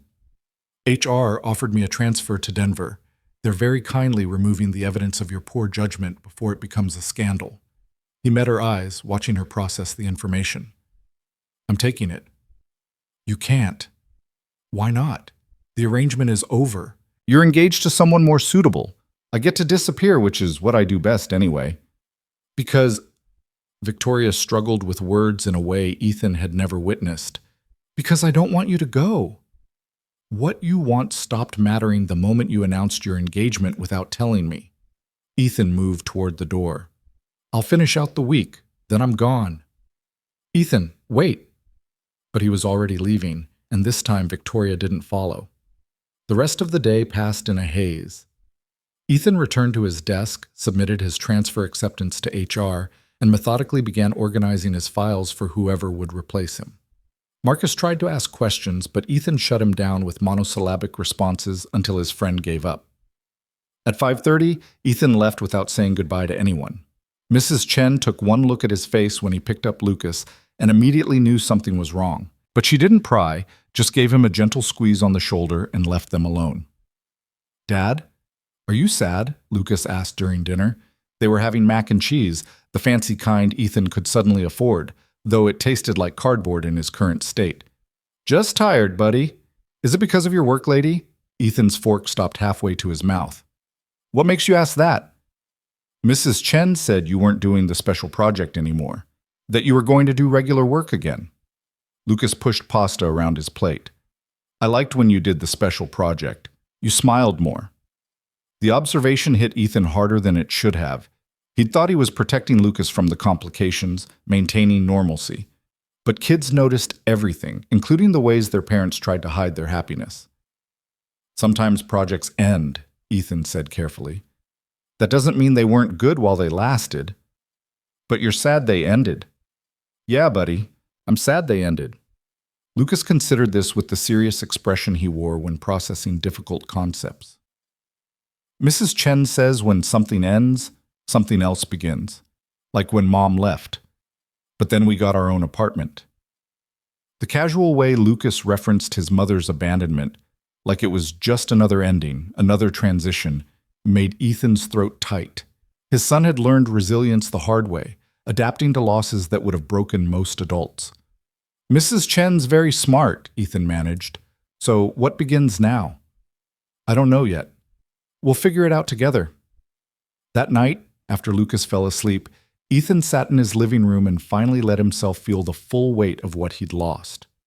Not just the money, though the loss of that security terrified him, but the version of himself he'd discovered over the past 3 months. The Ethan who went to galas and held his own with billionaires. The Ethan who Victoria looked at with something approaching respect. The Ethan who'd started believing he might deserve more than invisibility and survival. That Ethan had been temporary. A performance. No more real than Victoria's interest in him. His phone buzzed with a call. Victoria's name appeared on the screen. Ethan let it go to voicemail. She called 3 more times that night. He ignored them all. The voicemail she left at midnight was brief. I'm sorry. I know you don't believe me, but I am. You deserved better than this, better than me. Ethan deleted it without responding. The news broke on Wednesday. Ethan was at his desk trying to focus on transitioning files to his replacement when Marcus suddenly swore so loudly that half the office looked over. Dude! Marcus's eyes were glued to his phone. You need to see this. He thrust the phone at Ethan, who found himself staring at a gossip blog post titled, Victoria Lane's Secret Romance, CEO, Caught Between 2 Men? The article was everything Ethan had feared. Photographs of him and Victoria at various events, looking comfortable and intimate. Then photographs of Victoria and James Worthington at the engagement announcement, looking staged and uncomfortable. The writer had done their research, digging up Ethan's employment at Sterling Global and spinning a narrative of forbidden office romance, secret affairs, and romantic triangles. Sources close to the situation suggest Lane's relationship with Cole began months before her engagement to Worthington was announced, the article claimed. Industry insiders question whether the Tecton merger forced Lane to choose business over love, or if the relationship with Cole was merely a distraction before settling on a more appropriate match. The comments section was brutal. Half the readers romanticized the idea of Victoria choosing love over money. The other half called her everything from unprofessional to predatory for allegedly dating a subordinate. Ethan was barely mentioned by name in the vitriol. He was just the employee, a footnote in Victoria's story. His phone started ringing. Unknown numbers, reporters probably, looking for the other side of the manufactured scandal. Jesus, Marcus breathed. This is insane. I need to go. Ethan grabbed his jacket. Go where? Ethan, you can't just... But Ethan was already moving toward the elevator, ignoring the stares that followed him. The office had gone quiet in that particular way that meant everyone was watching, everyone was gossiping, everyone had opinions about a situation they didn't understand. He made it to the parking garage before his phone rang with a number he recognized. Victoria's direct line. Against his better judgment, Ethan answered. Are you seeing this? Victoria's voice was tight with controlled fury. The articles, the speculation? Kind of hard to miss. I'm handling it. My PR team is drafting statements. We're threatening legal action against the blog spreading false information. It's not false, though, is it? Ethan leaned against his car. We did go to those events. We did pretend to be together. The only lie is that it meant something. Ethan, I'm leaving Victoria. Not just the company, the city. I'm taking Lucas and moving to Denver, and I'm asking you to please just let us disappear. Silence stretched between them. Is that what you want? Victoria asked finally, and she sounded smaller than he'd ever heard her. What I want doesn't matter. It never did. Ethan closed his eyes. This was always about what you needed, your merger, your image, your empire. I was just convenient until I became inconvenient. That's not true. Isn't it? You chose the merger. You chose James Worthington. You chose exactly what you always choose, power over everything else. I chose survival. Victoria's composure cracked. I chose keeping the company my father built from being dismantled by men who think a woman's CEO is an inherent risk. I chose protecting 15,000 jobs that depend on sterling global stability. I chose... Her voice broke. I chose what I always choose, and I hate myself for it. The confession hung in the air between them, raw and painful. I'm sorry, Ethan said quietly. I'm sorry the world makes you choose, but I can't be collateral damage in your war anymore. What if I called it off? The words came out rushed. The engagement, the merger. What if I said no to all of it? You won't. But what if I did? Ethan wanted to believe her, wanted to imagine Victoria walking away from billions of dollars and her father's legacy to choose something as simple and uncomplicated as happiness. But he'd spent 3 months watching her sacrifice everything personal for professional advancement. He knew what she'd choose. You won't, he repeated. And I don't blame you, but I can't watch you marry someone else while pretending it doesn't hurt. Ethan, he hung up. For a long moment, Ethan sat in his car and tried to remember how to breathe around the pain in his chest. Then he drove to Lucas's school, signed him out early with a vague excuse about a family emergency, and took his son to get ice cream in the middle of the afternoon. Are we celebrating something? Lucas asked, attacking his chocolate cone with 8-year-old enthusiasm. Just spending time together, Ethan said. Is that okay? It's great. Lucas grinned, chocolate smearing across his face. Can we do this more when we move to Denver? How do you know about Denver? Mrs. Chen told me. She said it has mountains and we might see snow. Lucas's eyes lit up. Real snow, Dad, not just the gross slush kind we get here. Ethan made a mental note to thank Mrs. Chen for framing the move as an adventure rather than an exile. Yeah, buddy, lots of snow. And we'll get you into a good school, maybe one with a better science program. Will your work lady be there? The question was innocent, but it cut deep. No, she has to stay here for her job. Oh. Lucas processed this while licking his ice cream. Are you going to miss her? Yeah, I'm going to miss her. She was nice. When she texted you, you always looked happy. Ethan hadn't realized Lucas had been paying that much attention. She was nice, he agreed, using the past tense deliberately. That evening, Ethan began packing in earnest. The apartment looked different when he started seeing it as temporary. Smaller, more worn, easier to leave behind. He sorted through years of accumulated life, deciding what deserved space in their fresh start. Lucas's toys, essential furniture, clothes that still fit. Everything else could be donated or sold. His phone buzzed repeatedly with messages from Marcus, from concerned coworkers, from numbers he didn't recognize. He ignored them all until one came through that made him pause. It was from Victoria, but it wasn't a text. It was a photo. She stood in what looked like a boardroom, surrounded by men in expensive suits who all looked varying degrees of shocked. Victoria herself looked fierce and terrified in equal measure. The caption read, "You were wrong. I just said no to all of it." Before Ethan could process what that meant, his phone rang. Victoria calling. This time he answered on the first ring. "What did you do?" he asked. "Something monumentally stupid or possibly brilliant. I'm still deciding." Victoria's voice was breathless, like she'd just run a marathon. "I called off the engagement, in front of the entire board. During the Tecton merger vote." Ethan's heart stopped. Victoria, I told them I wouldn't be extorted into marriage for business purposes. That if Tecton's board needed proof of my stability, they could review 6 years of record profits and market dominance. That my personal life was no longer negotiable.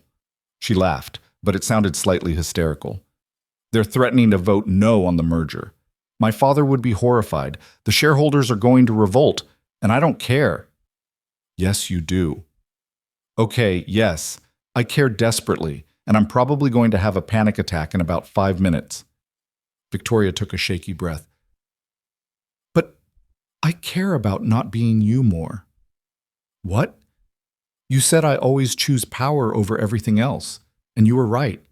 I've been doing it since I was 12 years old when my father sat me down and explained that being his daughter meant sacrifice, that personal happiness was weakness, that love was a liability. Her voice cracked. I don't want to be that person anymore, Ethan. I don't want to wake up at 60 surrounded by quarterly reports and realize I've never chosen anything just because I wanted it. Ethan sat down on his half-packed couch, his mind racing. The merger might fail. Probably will fail, honestly. The Tecton board isn't going to accept a CEO who defies their conditions. Victoria laughed again, darker this time. But you know what? There'll be other mergers, other deals. I built this company once. I can rebuild it if I have to. You're really willing to risk everything? I already risked everything by letting you walk away. Silence stretched between them. I know I don't deserve another chance. I know I've been manipulative and calculating, and I treated you like a convenient solution instead of a person. But Ethan, these past 3 months with you have been the only time I've felt like myself since I took over this company. The only time I've laughed at something that wasn't strategic. The only time I've wanted something without calculating the return on investment.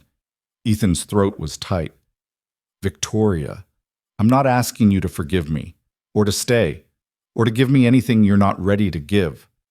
Victoria's voice steadied. I'm just asking you to know that you were right. About me. About what I've become. And I'm trying to be better. Why now? Why didn't you do this before the announcement? Because I'm a coward who needed to lose everything before I was brave enough to choose differently. She paused. And because you told me I wouldn't. That made me furious enough to prove you wrong. Despite everything, Ethan smiled. So this is about your ego? Partially. Also about not wanting to marry James Worthington, who is possibly the most boring human alive. But mostly about you. Victoria's tone softened. I miss you, Ethan. I miss your son asking about spelling words. I miss your terrible jokes at investor dinners. I miss having someone who looks at me like I'm a person instead of a profit margin. I looked at you like that because I didn't know any better. No. You looked at me like that because you're genuinely kind in a way I'd forgotten existed. She took a breath. I know you're planning to move to Denver. I know you have every reason to hate me. But before you go, could we talk? Face to face? Just once? Ethan looked around his half-packed apartment, at the life he was preparing to leave behind, at the fresh start that suddenly felt more like running away than moving forward. Where are you? He asked. My apartment. I walked out of the board meeting and came straight here. Victoria laughed shakily. First time I've left work before 7 p.m. in 6 years. It feels illegal. I'll be there in 40 minutes. Ethan, thank you. After hanging up, Ethan called Mrs. Chen and asked if Lucas could stay with her for a few hours. Then he stood in front of his bathroom mirror, trying to decide if he was about to make the best decision of his life or the worst. His reflection didn't provide answers. The drive to Victoria's building felt surreal. Ethan had been there before, but always as part of the arrangement. This felt different, undefined, terrifying. Victoria answered the door in jeans and a t-shirt he'd never seen her wear. No makeup, hair still disheveled. She looked younger without her armor and infinitely more vulnerable. Hi, she said softly. Hi. They stood in the doorway for a moment, neither quite knowing how to proceed without the structure of their arrangement. Come in, Victoria finally said. I made coffee, or tried to. I'm not actually sure how my coffee maker works. I usually have an assistant handle it. The admission was so absurd that Ethan laughed. You run a billion-dollar company but can't work a coffee maker? In my defense, it's unnecessarily complicated. There are like 7 buttons. They ended up in her kitchen, where the coffee maker had indeed defeated her. Ethan took over, finding the process strangely domestic and grounding. So, he said as the machine gurgled to life, you blew up your merger. Spectacularly. Victoria leaned against the counter. 3 board members threatened to resign. My mother called me 17 times. James Worthington's lawyers are already drafting breach of contract claims. It's been a banner day. Do you regret it? Ask me again in 24 hours when the full consequences hit. She met his eyes. But right now, no, I don't regret it. Ethan poured coffee into 2 mugs, adding cream to both because he remembered how Victoria took hers. The small act of knowledge felt significant somehow. I meant what I said on the phone, Victoria continued, about not asking you for anything. I just needed you to know that you changed something in me, made me question everything I'd accepted as necessary. That's a lot of pressure to put on someone. I know, I'm good at that, putting pressure on people without meaning to. She wrapped her hands around the coffee mug. But you handled it better than anyone I've ever met. You never tried to become something you weren't. You just stayed yourself, and somehow that was revolutionary. Ethan didn't know what to say to that. He sipped his coffee, which was too hot and gave him something to do with his hands. Can I ask you something? Victoria said. And I need you to be honest. Okay. These past 3 months, was any of it real for you, or was it all just playing a part? The question was vulnerable in a way that made Ethan's chest ache, because the truth was complicated and messy and exactly what he'd been trying not to examine. It started as playing a part, he said slowly. I needed the money. You needed the image. That was the deal. And then you remembered Lucas's spelling test results, and you asked me about my favorite book, and you argued with me about whether Die Hard was a Christmas movie. Ethan set down his coffee. Somewhere in there, it stopped being a part, at least for me. Victoria's eyes were bright with unshed tears. Me too. But that doesn't fix the fundamental problem, Ethan continued. You're a CEO worth billions. I'm a single dad who could barely afford groceries 3 months ago. We're from different worlds, Victoria. So we build a bridge between them. That's not how the world works. Then we change how the world works. Victoria moved closer. I know I'm asking for something impossible. I know every logical reason this shouldn't work. But Ethan, I'm tired of making decisions based only on logic. I want to try making one based on what I actually want. And what do you want? You, Lucas. Sunday mornings without board meetings. Someone who calls me out when I'm being impossible. A life that isn't just an endless series of strategic victories. She reached for his hand tentatively, like she wasn't sure she had the right. I want messy and complicated and real. Ethan looked down at their joined hands. Her fingers were cool, her grip gentle, but certain. 3 months ago, he would have pulled away. 3 months ago, Victoria Lane existed in a different stratosphere, unreachable and fundamentally incompatible with his life. But 3 months had changed things. Changed him. I'm still moving to Denver, he said quietly. Victoria's face fell, but she nodded. I understand. I didn't finish. Ethan met her eyes. I'm still moving to Denver, but that doesn't mean this has to end. Long distance? Or you could come with us. Not permanently, not right away. But Denver has business opportunities. Sterling Global doesn't have a Western office yet. He was improvising now, throwing out possibilities before logic could shut them down. You could explore expansion, take actual time off, figure out who Victoria Lane is when she's not performing for a boardroom. You're asking me to leave my company? I'm asking you to remember that you're more than your company. Ethan squeezed her hand. But I'm also being realistic. I have a son who needs stability. I can't keep him in this city while we figure out if this is real or just residual feelings from an arrangement that went sideways. The Denver transfer is happening regardless. Victoria processed this, and Ethan could see the wheels turning behind her eyes, calculating risks, weighing options, trying to find the strategic angle. Then she stopped, took a breath, made a choice that looked like it physically hurt. Okay. I'll set up remote work for a month, visit Denver on weekends, give myself space to figure out who I am outside of this office. Victoria's smile was shaky but genuine, and I'll try not to calculate the return on investment while I'm doing it. That's all I'm asking. They stood in her kitchen, holding hands and drinking coffee that had gone lukewarm, both terrified of what came next and unable to imagine walking away. This is insane, Victoria said finally. I just destroyed a multi-billion-dollar merger to chase something that might not even work. Completely insane, Ethan agreed. My board is going to revolt. Probably. I might lose everything. You might. Victoria looked at him, really looked at him, with an expression that held fear and hope in equal measure. But I might gain something better.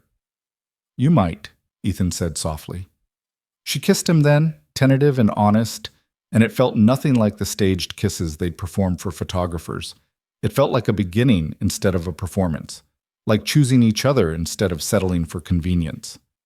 When they pulled apart, Victoria was smiling, really smiling, not the professional mask she wore at events. So what happens now? She asked. Now we take it one day at a time. No contracts, no arrangements, just two people figuring out if they actually like each other when there's no financial incentive involved. Well, what if we discover we only liked each other because of the arrangement? Then we'll have an awkward conversation and move on like adults. Ethan pulled her closer. But I don't think that's going to happen. Why not? Because you just risked everything for a chance at something real. And I'm about to move my entire life on the hope that you meant it. He kissed her forehead. That's not arrangement behavior. That's something else entirely. Victoria laughed, the sound lighter than he'd ever heard from her. Something like feelings? Definitely feelings. Terrifying. Absolutely terrifying, Ethan agreed. They spent the next hour talking about logistics. Denver apartments, school districts for Lucas, Victoria's remote work schedule, how to handle the inevitable media scrutiny when their relationship became public again. It was practical and mundane, and exactly the kind of planning that made this feel real instead of fantastical. When Ethan finally left, the sun was setting, painting Victoria's apartment in shades of gold and amber. She walked him to the door, reluctant to let him leave, but understanding the necessity. I'll see you this weekend? She asked. I'll fly out to Denver. We can look at apartments together. Lucas will want to help choose. He has very strong opinions about room sizes and proximity to Lego stores. I look forward to his comprehensive analysis. Victoria smiled. Ethan, thank you for giving me a chance to be better than what I was. You were always better than you thought, Ethan said. You just needed someone to show you. He left her standing in the doorway, already planning their next conversation, their next visit, their next tentative step towards something neither of them had expected but both desperately wanted. The drive home felt different, lighter. Like maybe the fresh start waiting in Denver wasn't running away at all, but running towards something better. When he picked up Lucas from Mrs. Chen's house, his son took one look at his face and grinned. You saw your work lady. I did. And you're not sad anymore. I'm not sad anymore. Is she coming to Denver? Ethan crouched down to Lucas's eye level. She might visit sometimes. Would that be okay with you? Lucas considered this with appropriate seriousness. Will she still help with my spelling words? Probably. Then it's okay. Lucas grabbed his backpack. Come on, Dad. Mrs. Chen said we need to pack my Lego collection carefully so nothing breaks. As they walked to the car, Lucas chattering about moving logistics and mountain adventures, Ethan felt something he hadn't experienced in years. Hope that didn't come with qualifications or disclaimers, just simple, uncomplicated hope that maybe, against all logic and expectation, this could actually work. His phone buzzed with a text from Victoria. I already miss you. Is that pathetic? He typed back, only if it's pathetic that I miss you too. Her response was immediate. Then we're both pathetic. I can live with that. Ethan smiled and pocketed his phone. 3 months ago, Victoria Lane had straightened his tie and accidentally started something neither of them intended. Now she'd walked away from billions of dollars for a chance at something real. It was insane, impractical, completely illogical. It was also, Ethan was starting to believe, exactly what both of them needed. The moving truck pulled away from Ethan's building on a gray Thursday morning, taking with it 6 years of carefully constructed invisibility. Marcus stood on the sidewalk, hands shoved in his pockets, looking genuinely upset in a way that surprised them both. Denver's not that far, Ethan said, though they both knew distance wasn't really the issue. It's far enough. Marcus pulled him into an awkward hug. Don't be a stranger, man, and for what it's worth, I think you're doing the right thing. Even though I'm chasing after my billionaire ex-fake girlfriend? Especially because of that. Marcus stepped back, grinning. That's the most interesting thing anyone from acquisitions has ever done. You're a legend now. I was hoping for forgettable. Too late for that. Ethan climbed into his Honda Civic, where Lucas was already buckled in and clutching a plastic bag containing his three most essential Lego minifigures. Everything else had gone in the truck, but these apparently required personal escort. "Ready, buddy?" Ethan asked. "Ready?" Lucas looked back at their building one more time, his expression thoughtful. "Dad, do you think we'll be happy in Denver?" It was the kind of question that deserved more than platitudes. Ethan turned in his seat to face his son fully. "I think we'll make ourselves happy in Denver. It won't be automatic. We'll have to work at it. But yeah, I think we can be happy there." "Because your work lady will visit?" "Because we'll have a fresh start. New schools, new friends. Maybe some adventures we couldn't have here." Ethan paused. "Victoria visiting is a bonus, not the whole reason." Lucas nodded, apparently satisfied. "Okay, can we stop for snacks?" "Definitely." They hit the road with a trunk full of essentials, a playlist Lucas had carefully curated for road trip vibes, and a future that felt terrifyingly undefined. The drive would take 18 hours spread over 2 days, which gave Ethan plenty of time to question every decision that had led to this moment. His phone buzzed as they merged onto the highway. Victoria's name appeared on the screen. "Is that her?" Lucas asked, demonstrating his uncanny ability to notice everything. "Yeah." "You should answer. I'll be quiet." Ethan answered on speaker. "We're officially on the road." "How's it feel?" Victoria's voice filled the car, and something in Ethan's chest loosened at the sound. Terrifying.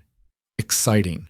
Like I'm either making the best decision of my life or about to drive off a metaphorical cliff.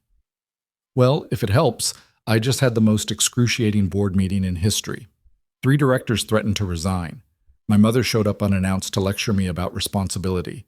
And the Tecton deal officially collapsed this morning." Victoria laughed, but it sounded slightly manic. "So we can drive off that metaphorical cliff together?" "Hi, Victoria," Lucas called out. "We're listening to my road trip playlist. Do you want to hear it?" "I would love to hear it, Lucas." Lucas immediately launched into an enthusiastic explanation of his song choices, complete with detailed reasoning for why each track was essential for proper road trip ambiance. Victoria listened with what sounded like genuine interest, asking questions and offering her own musical suggestions. Ethan drove and listened to his son bond with the woman who'd accidentally become part of their lives, and something shifted in his understanding of what family could mean. It didn't have to be traditional. It didn't have to make sense to other people. It just had to work for them. "Lucas, buddy, let Victoria go," Ethan said eventually. "She's probably got meetings." "Actually, I cleared my schedule for the afternoon," Victoria said. "First time in 6 years I've done that voluntarily. I'm currently sitting in my apartment feeling vaguely guilty about it." "Don't feel guilty. Feel liberated." "I'm working on it. The guilt is very persistent." She paused. "I'll let you two get back to the road trip. But Ethan, I'm proud of you for doing this, for choosing something uncertain instead of settling for safe." "I learned from the best," Ethan said softly. After they hung up, Lucas was quiet for several miles before speaking again. "Dad, do you love her?" The question was casual, but Ethan felt its weight. Lucas had never asked about Jennifer, had never questioned why his mother left or whether Ethan had loved her. This was different. This was Lucas trying to understand if this new person would stay. "I think I'm starting to," Ethan said honestly. "But love takes time, buddy. We're still figuring out if we work together outside of work situations. She makes you smile different." "Different how?" "Like you mean it." Lucas returned his attention to his Lego minifigures. "Mom never made you smile like that. I remember." The observation was matter of fact, without bitterness. But it hit Ethan hard. The realization that his 8-year-old had been cataloging his happiness, measuring the authenticity of his smiles, learning to distinguish between going through the motions and actually feeling joy. "You're very perceptive," Ethan managed. "Mrs. Chen says I notice things." Lucas shrugged. "I think Victoria's nice, and she knows about Legos. That's important." "Very important." They stopped for the night in a budget motel outside of Kansas City. Lucas was asleep within minutes, exhausted from the drive and the excitement of adventure. Ethan lay awake in the other bed, scrolling through his phone and trying not to catastrophize about the future. Victoria had sent pictures throughout the day. Her empty office, a salad she'd ordered for lunch with the caption, "Attempting self-care," a legal document marked merger termination, with a surprisingly cheerful selfie. She was documenting her rebellion, sharing it with him like proof that this was real. Around midnight, she called. "Can't sleep?" Ethan asked quietly, careful not to wake Lucas. "Too much quiet. I'm not used to being home at this hour with nothing to do." Victoria sounded restless, untethered. "Tell me about your day. Where are you?" "Kansas City, budget motel with questionable wallpaper and a vending machine that only accepts exact change. Sounds charmingly authentic." "That's one way to describe it." Ethan smiled in the darkness. "How was your day, besides the board meeting apocalypse?" "Strange. I walked through my apartment and realized I don't actually know what most of the rooms are for. There's a library I've never read in, a gym I've never used, a formal dining room that's hosted exactly 0 dinners." She paused. "I've been living in a museum, Ethan, a very expensive museum where I'm both the curator and the only exhibit." "So change it. Make it feel like a home." "I don't know how. That sounds pathetic, but it's true. I've spent so long optimizing my life for productivity that I forgot how to just exist." Ethan shifted to his side, the phone pressed against his ear. "Start small. Tomorrow, read a book in your library, not a business book, something you actually want to read." "I don't know what I want to read." "Then go to a bookstore and wander until something catches your attention. No purpose, no agenda, just curiosity." Victoria was quiet for a moment. "That sounds terrifying." "It is, but also kind of wonderful." They talked for another hour about nothing important, movies they'd seen, foods they hated, embarrassing childhood stories that made them both laugh. It was the kind of conversation they'd never had during the arrangement, when every interaction had been calculated for maximum effectiveness. "I should let you sleep," Victoria said eventually, though she sounded reluctant. "Probably. Long drive tomorrow." "Ethan, thank you for not giving up on me when I gave you every reason to. Thank you for being brave enough to choose differently." After hanging up, Ethan lay in the dark and thought about the woman who'd straightened his tie 4 months ago and accidentally changed everything. She was trying, struggling, but trying, and that was more than enough. They arrived in Denver late Friday afternoon, the mountains rising in the distance like promises of fresh starts. The apartment Ethan had rented sight unseen turned out to be better than expected. 2 bedrooms, updated kitchen, a balcony with an actual view of something other than another building. "This is way better than our old place," Lucas declared, immediately claiming the smaller bedroom and beginning the elaborate process of determining optimal Lego storage configurations. Ethan stood on the balcony and called Victoria. "We made it," he said when she answered. "How is it?" "Different. Good different, I think. The air feels cleaner. The pace feels slower. I can see mountains." "I'm jealous." Victoria sounded wistful. "I'm looking at a concrete building across the street that probably costs $8 million. When are you coming out?" "Tomorrow morning. I booked a flight that arrives at 10. I hope that's okay. I know you probably need time to settle." "It's perfect," Ethan interrupted. "I want you here." The admission felt significant, wanting something without qualifications, without strategic reasoning, just wanting. "I want to be there," Victoria said softly. "I've been packing and repacking the same suitcase for 3 hours. I have no idea what one wears to visit Denver. Jeans, maybe a jacket. We're not going anywhere fancy." "I don't own jeans." "Victoria, you're a billionaire and you don't own jeans?" "I own professional attire and workout clothes I never use. Jeans seem too..." She trailed off. "Too normal? Too honest." She laughed at herself. "I'm going to buy jeans tonight." "This is growth, Ethan. Document it." That night, Lucas helped Ethan set up the apartment with the seriousness of someone designing a space station. Furniture placement was debated, kitchen organization was strategized. By the time they collapsed onto their new couch, used but comfortable, the apartment felt lived in rather than sterile. "Dad?" Lucas asked during dinner. Is Victoria going to stay with us when she visits? She'll probably get a hotel. Why? We have a couch. It pulls out. That's actually a good point. Ethan hadn't considered it. The assumption had been that Victoria would want her own space, her own luxury accommodations. But maybe that was old thinking. Maybe new thinking meant offering the pull-out couch and seeing if she'd take it. He texted her. Lucas suggests you skip the hotel and take our pull-out couch. Fair warning, it's used and probably not up to your usual standards. Her response came immediately. I would love that. If you're sure. I'm sure. Then I'm canceling my hotel reservation right now. This feels very adult and domestic. It feels very weird. The best kind of weird. Victoria arrived the next morning wearing new jeans that still had the tag tucked into the back pocket and carrying a suitcase that looked like it cost more than Ethan's car. She stood in the doorway of their modest apartment looking completely out of place and absolutely perfect. Hi, she said, suddenly shy. Hi. Ethan pulled her inside and she came willingly, fitting into his arms like maybe they'd been designed for this. You have mountains, she said against his shoulder. I can see them from here. We have mountains. Lucas appeared from his room, assessed the situation with 8-year-old pragmatism, and announced, I'm building the Millennium Falcon in my room. You can come see it later if you want. I would be honored, Victoria said seriously. After Lucas retreated, Victoria looked around the apartment, taking in the mismatched furniture, the boxes still waiting to be unpacked, the small kitchen that would never accommodate a personal chef. It's perfect, she said. It's a work in progress. No, it's perfect because it's real. People actually live here. There's evidence of life. She touched a stack of Lucas's library books on the counter. I want this. You have a penthouse worth millions. I have a museum. I want a home. Victoria turned to face him fully. Teach me how to do this, Ethan.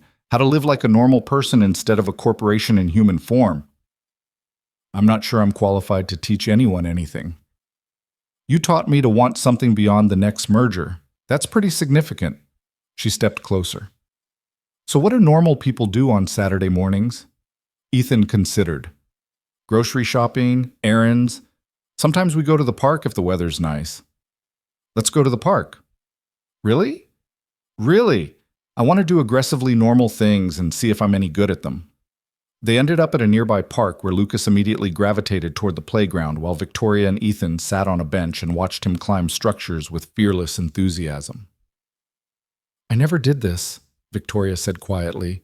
The park thing. My childhood was piano lessons and etiquette classes and preparation for taking over the company. That sounds lonely. It was efficient. She leaned against his shoulder. But yes, also lonely. A kid around Lucas's age approached him at the top of the slide, and they immediately launched into conversation about whatever 8-year-olds discussed. Within minutes, they were racing each other to the swings. He's good at that, Victoria observed. Making friends. He's had practice. We've moved enough times that he's learned to adapt quickly. Because of Jennifer? It was the first time Victoria had mentioned his ex-wife by name. Ethan tensed slightly. Because of a lot of things. Jennifer leaving, financial instability, me trying to figure out how to be both parents at once. He watched Lucas laugh at something his new friend said. But he's resilient. Kids are better at bouncing back than we give them credit for. Do you ever hear from her, Jennifer? No, she made it clear she wanted a complete break. Last I heard through mutual friends, she was somewhere in California living what she called her authentic life. The bitterness had faded over time, leaving only a dull acceptance. I used to be angry about it. Now I'm just grateful Lucas doesn't remember her well enough to feel abandoned. Victoria's hand found his. You're an incredible father.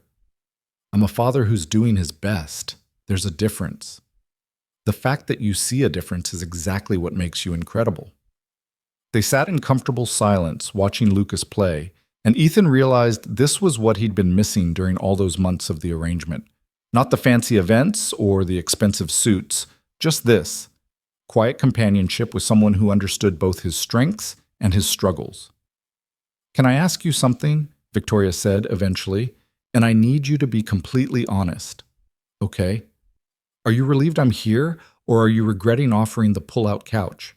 Ethan turned to look at her fully. Victoria was staring straight ahead, her expression carefully neutral in a way that suggested the question mattered more than she was letting on. "I'm relieved," he said firmly. "I'm also terrified that this won't work, that we'll discover we only functioned during the arrangement because there were rules and boundaries. But mostly, I'm just glad you're here." "I'm terrified too." Victoria finally met his eyes. "I keep waiting for the other shoe to drop, for you to realize I'm too damaged or too difficult or too fundamentally broken to be worth the effort." "You're not broken."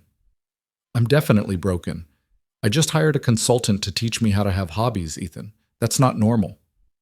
"You hired a hobby consultant?" "A life coach who specializes in work-life balance. She's very expensive and very judgy about my schedule." Victoria grimaced. "First assignment was to identify 3 activities I enjoy that aren't work-related. I could only come up with one." "What was it?" "Talking to you." She said it simply, without artifice. "Everything else feels like another form of optimization. But when we talk, I'm not trying to accomplish anything. I'm just being." Ethan's throat tightened. "That's the nicest thing anyone's ever said to me." "It's the truth." Lucas ran over, breathless and pink-cheeked. "Dad, can Jake come over and see my Lego collection? His mom is right there and she said it's okay if you say yes." Ethan glanced at Victoria, who was already standing. "Of course, let's meet Jake's mom and make sure everyone's comfortable." What followed was a surreal 15 minutes of normal parental interaction, exchanging phone numbers with Jake's mother, discussing pickup times, making small talk about the neighborhood. Victoria stood slightly behind Ethan, observing like an anthropologist studying a foreign culture. Back at the apartment, Lucas and Jake immediately disappeared into Lucas's room, their enthusiastic explanations of various Lego builds echoing through the walls. "So this is what parenting looks like," Victoria said, slightly dazed. "Coordinating playdates and making awkward small talk with strangers." "Pretty much. It's exhausting, and I was only peripherally involved. Wait until you have to coordinate multiple kids' schedules while working full-time and maintaining a household." Ethan started pulling ingredients from the refrigerator. "Want to help make lunch? I don't cook. You don't own jeans either, but you fix that. Come on, we're making grilled cheese. It's nearly impossible to mess up." Victoria approached the kitchen like it might explode. "I'm going to be terrible at this." "Probably. But that's okay." He taught her how to butter bread, how to judge when the pan was hot enough, how to flip the sandwich without destroying it. She burned the first one, undercooked the second, and finally produced a third that was almost perfect. "I made food," she said, staring at the sandwich like it had appeared through sorcery. "Actual edible food." "You did?" "This is ridiculous. I'm 41 years old and excited about a grilled cheese sandwich. Welcome to normal life. It's all small victories." They ate lunch with the boys, who provided running commentary on their Lego construction progress between bites. Victoria listened with apparent fascination, asking questions that suggested genuine interest rather than polite tolerance. After Jake left and Lucas was occupied with combining 2 Lego sets into what he called a super build, Victoria and Ethan collapsed onto the couch. "I'm exhausted," Victoria admitted. "How do you do this every day?" "Practice, coffee, occasional panic attacks that I hide in the bathroom." "You seem so calm all the time." "That's strategic presentation. Inside, I'm constantly terrified I'm failing at everything." Victoria turned to face him, her expression serious. "You're not failing. You're raising an incredible kid while working full-time and somehow still managing to be kind to people who don't deserve it." "People like you?" "Especially people like me." She reached for his hand. "I don't know how to do this, Ethan. The domestic thing, the relationship thing. I'm going to be bad at it." "Then we'll be bad at it together." "What if I get bored? What if the novelty of normal life wears off and I realize I need the chaos of boardrooms and mergers?" It was a fair question, the fear Ethan had been trying not to voice. "Then we'll figure it out," he said carefully. "Maybe you need both. Maybe you can build a company and have a life. They're not mutually exclusive." "They've always been mutually exclusive for me." "Because you made them that way. You decided nothing could compete with work, so you never let anything try." And Victoria was quiet, processing. "So what are you suggesting?" "I'm suggesting we take it slow. You visit when you can. We see if this works. If you decide you need to go back full time, we adapt. If I decide Denver isn't working, we adapt. We stay flexible instead of forcing ourselves into shapes that don't fit. That sounds mature and reasonable. I have my moments. She kissed him then, soft and tentative, and it felt like a promise neither of them was quite ready to articulate, but both wanted to keep. The rest of the weekend passed in a blur of aggressively normal activities. They went grocery shopping, and Victoria was overwhelmed by the number of cereal options. They watched a movie with Lucas that she actually seemed to enjoy. They cooked dinner together, pasta that was only slightly overcooked, and did dishes while Lucas provided musical accompaniment on a recorder he'd gotten from school. Sunday morning, Victoria woke up on the pull-out couch looking rumpled and confused, like she'd forgotten where she was. "Good morning," Ethan said, handing her coffee. "Sleep okay?" "I slept 8 hours. 8 consecutive hours without waking up to check my phone." She accepted the coffee like it was a religious artifact. "I think I'm broken." "Or you're finally resting." "Same thing." Lucas emerged from his room, took one look at Victoria's sleep-mussed hair, and announced, "You look like a normal person now, before you look too fancy." "I'm not sure if that's a compliment," Victoria said. "It is," Lucas assured her. "Fancy people are scary. Normal people are nice." After breakfast, they took Victoria to the airport. The goodbye was harder than Ethan expected. Not dramatic, just reluctant, like pulling apart magnets that wanted to stay connected. "I'll be back next Friday," Victoria said, holding on to him a moment longer than necessary. "If that's okay." "More than okay. Thank you for this weekend, for showing me what I've been missing." After she left, Lucas was quiet during the drive home. Ethan glanced over, worried. "You okay, buddy?" "Yeah, I like her." Lucas paused. "She's weird about normal things, but she's nice, and she really listened when I explained about Legos." "She did." "Are you going to marry her?" Ethan nearly swerved into the next lane. "Where did that come from?"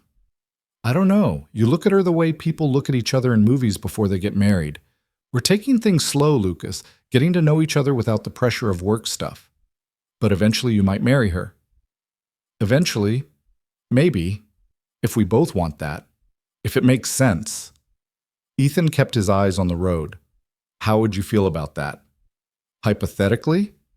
Lucas considered with his characteristic seriousness. "I think it would be okay. She'd have to learn more about Legos, and she should probably practice cooking. But yeah, it would be okay." "Good to know you approve." "I'm very important to the decision," Lucas said matter-of-factly. "I'm part of the family." "You're the most important part of the family." The week that followed established a new rhythm. Ethan started his job at Sterling Global's Denver office, smaller than the main headquarters, more collaborative, infinitely less political. His new manager actually knew his name within the first week. His coworkers invited him to lunch. People noticed him, but in ways that felt positive rather than threatening. Victoria called every night, usually around Lucas's bedtime. Sometimes they talked about her day, the board meetings she was trying to minimize, the strategic planning she was delegating, the slow process of restructuring her life. Sometimes they talked about nothing, just existing on the phone together while Ethan did dishes, or Victoria attempted to read in her unused library. "I finished a novel," she announced Thursday night, her voice filled with disproportionate pride. "Fiction?" "Complete fiction, 0 business applications. It was about a woman who inherits a bookstore in Scotland." "How was it?" "Utterly pointless and completely wonderful. I might read another one." "Look at you, developing hobbies." "My life coach is very pleased. She says I'm making significant progress toward work-life integration." Victoria paused. "I told her about you." "About us." Ethan set down the dish he was washing. "What did you tell her?" "That I met someone who made me question everything I thought I knew about success. That I'm trying to build a life instead of just a legacy." Her voice softened. "That I'm terrified I'll mess this up, but I'm trying anyway." "You're not going to mess this up." "You don't know that." "No, but I believe it anyway." Friday, Victoria arrived looking different, less polished, more human. Her jeans were worn in now, paired with a sweater that looked comfortable rather than designer. I went shopping, she explained, gesturing at her outfit. For normal clothes. The saleswoman was very helpful once I explained I was trying to look like someone who doesn't live in conference rooms. You look beautiful. I look like a suburban mom. Same thing. That weekend, they fell into an easier rhythm than the first visit. Victoria helped Lucas with a school project without being asked. She cooked breakfast without burning anything. She laughed at Ethan's terrible jokes and didn't check her phone compulsively every 5 minutes. Sunday afternoon, they took Lucas to a children's museum. Victoria was awkward at first, unsure how to interact with the hands-on exhibits, but Lucas pulled her into activities with infectious enthusiasm. Look, you can build a bridge and test how much weight it holds. He dragged her to an engineering station, already gathering materials. Ethan watched from a distance as Victoria, brilliant CEO, billionaire, woman who commanded boardrooms, sat cross-legged on the floor and helped an 8-year-old construct a Lego bridge. She was concentrating with the same intensity she probably applied to merger negotiations, determined to optimize their bridge's structural integrity. When it held the maximum weight, she high-fived Lucas with genuine excitement. Did you see that? She called to Ethan. Our bridge was the strongest one. I saw. Very impressive engineering. Later, after Lucas fell asleep on the drive home and they'd carried him to bed, Victoria and Ethan sat on the balcony watching the sun set behind the mountains. I could get used to this, Victoria said quietly. Denver? All of it. The slower pace, the weekend routines, having people who are excited when I show up instead of nervous. She leaned against him. I had a board meeting via video conference Wednesday. It lasted 2 hours and felt completely pointless. I kept thinking about what else I could be doing with that time. That's progress. Or a sign I'm losing my edge. You're not losing anything. You're just gaining perspective. Victoria was quiet for a moment. My mother called. She heard about the Tecton merger collapse and wanted to lecture me about throwing away opportunities. How'd that go? I hung up on her. First time I've ever done that. Victoria smiled slightly. Then I felt guilty for about 10 minutes before I realized I didn't actually care about her opinion. That's also progress. Everything is progress, apparently. My life coach would be so proud. They sat in comfortable silence, watching darkness settle over the city. Denver was quieter than what they'd left behind. Fewer sirens, less ambient noise, more space to breathe. Can I tell you something? Victoria said eventually, without you reading too much into it. Sure. I think I'm falling in love with you. She said it quickly, like ripping off a bandage. I don't know if I'm doing it right. I don't have a lot of experience with real feelings, but when I'm here, I feel like a person instead of a position. And when I'm not here, I miss you in a way that feels completely impractical and totally necessary. Ethan's heart was racing. That doesn't sound like falling. That sounds like already there. Is that okay? Victoria. He turned to face her fully. I'm absolutely falling in love with you too, possibly already there as well. It's terrifying and wonderful, and I wouldn't change it for anything. She kissed him then, and it felt different from every kiss before. Not performed, not tentative, just honest and present and exactly what they both needed. When they pulled apart, Victoria was smiling in a way Ethan had never seen, unguarded and genuinely happy. So what happens now? She asked. Now we keep doing this.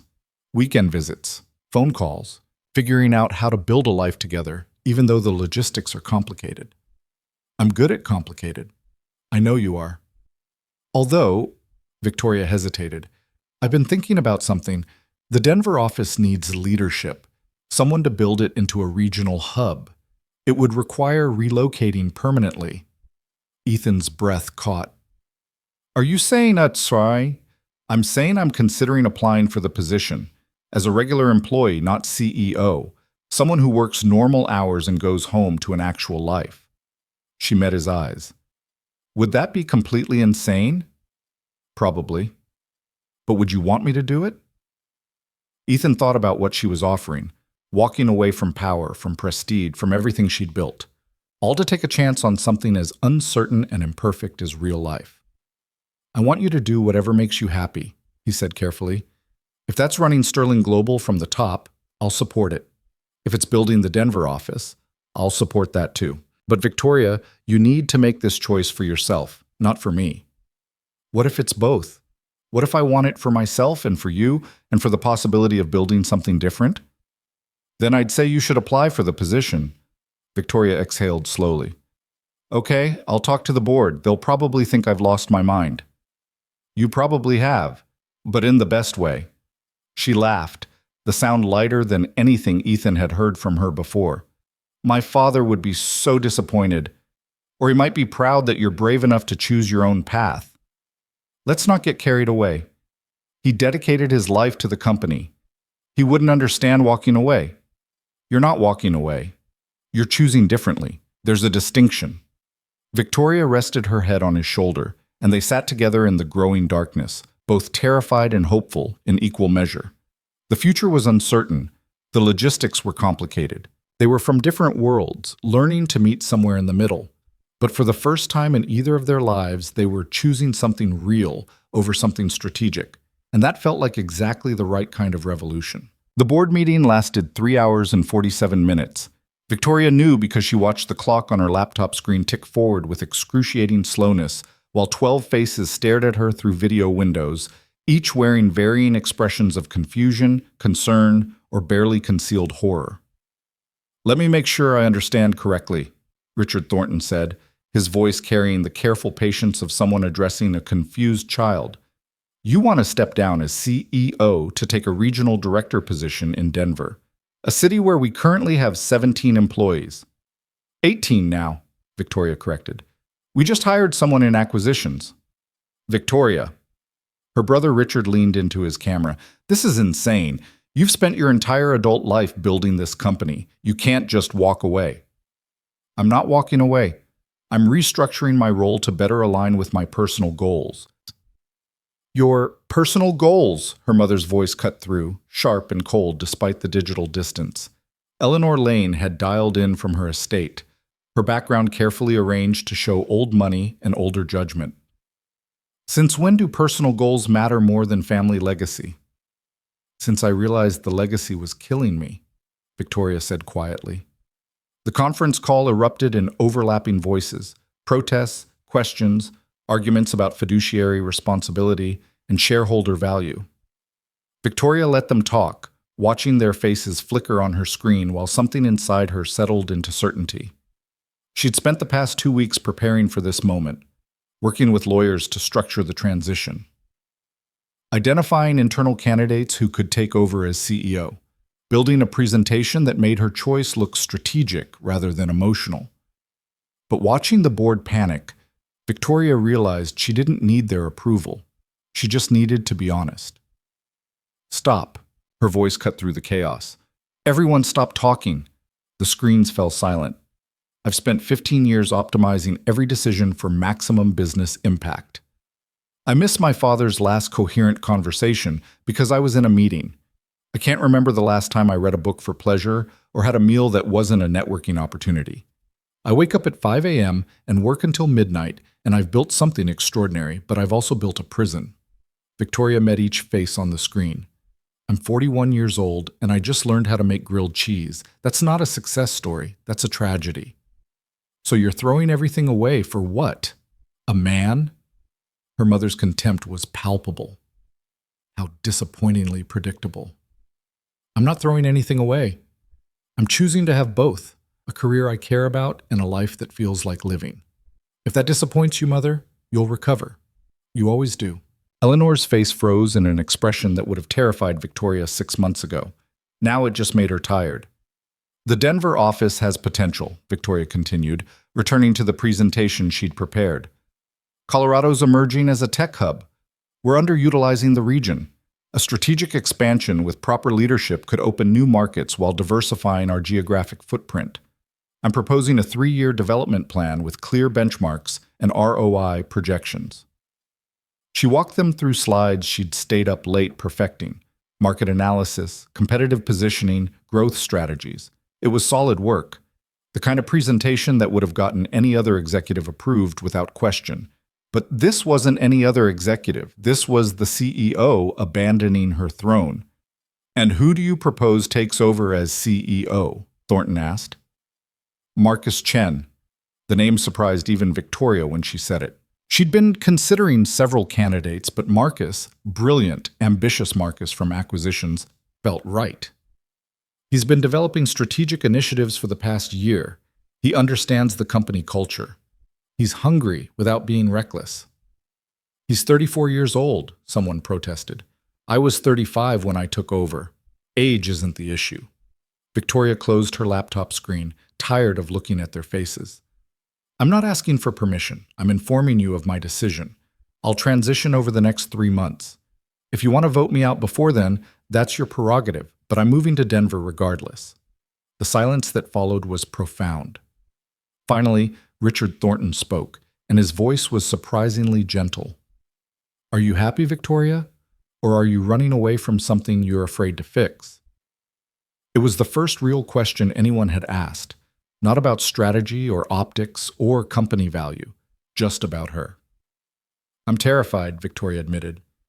I have no idea if I'm making the right choice, but I'm choosing something for myself instead of for the company or for the family name or for what people expect.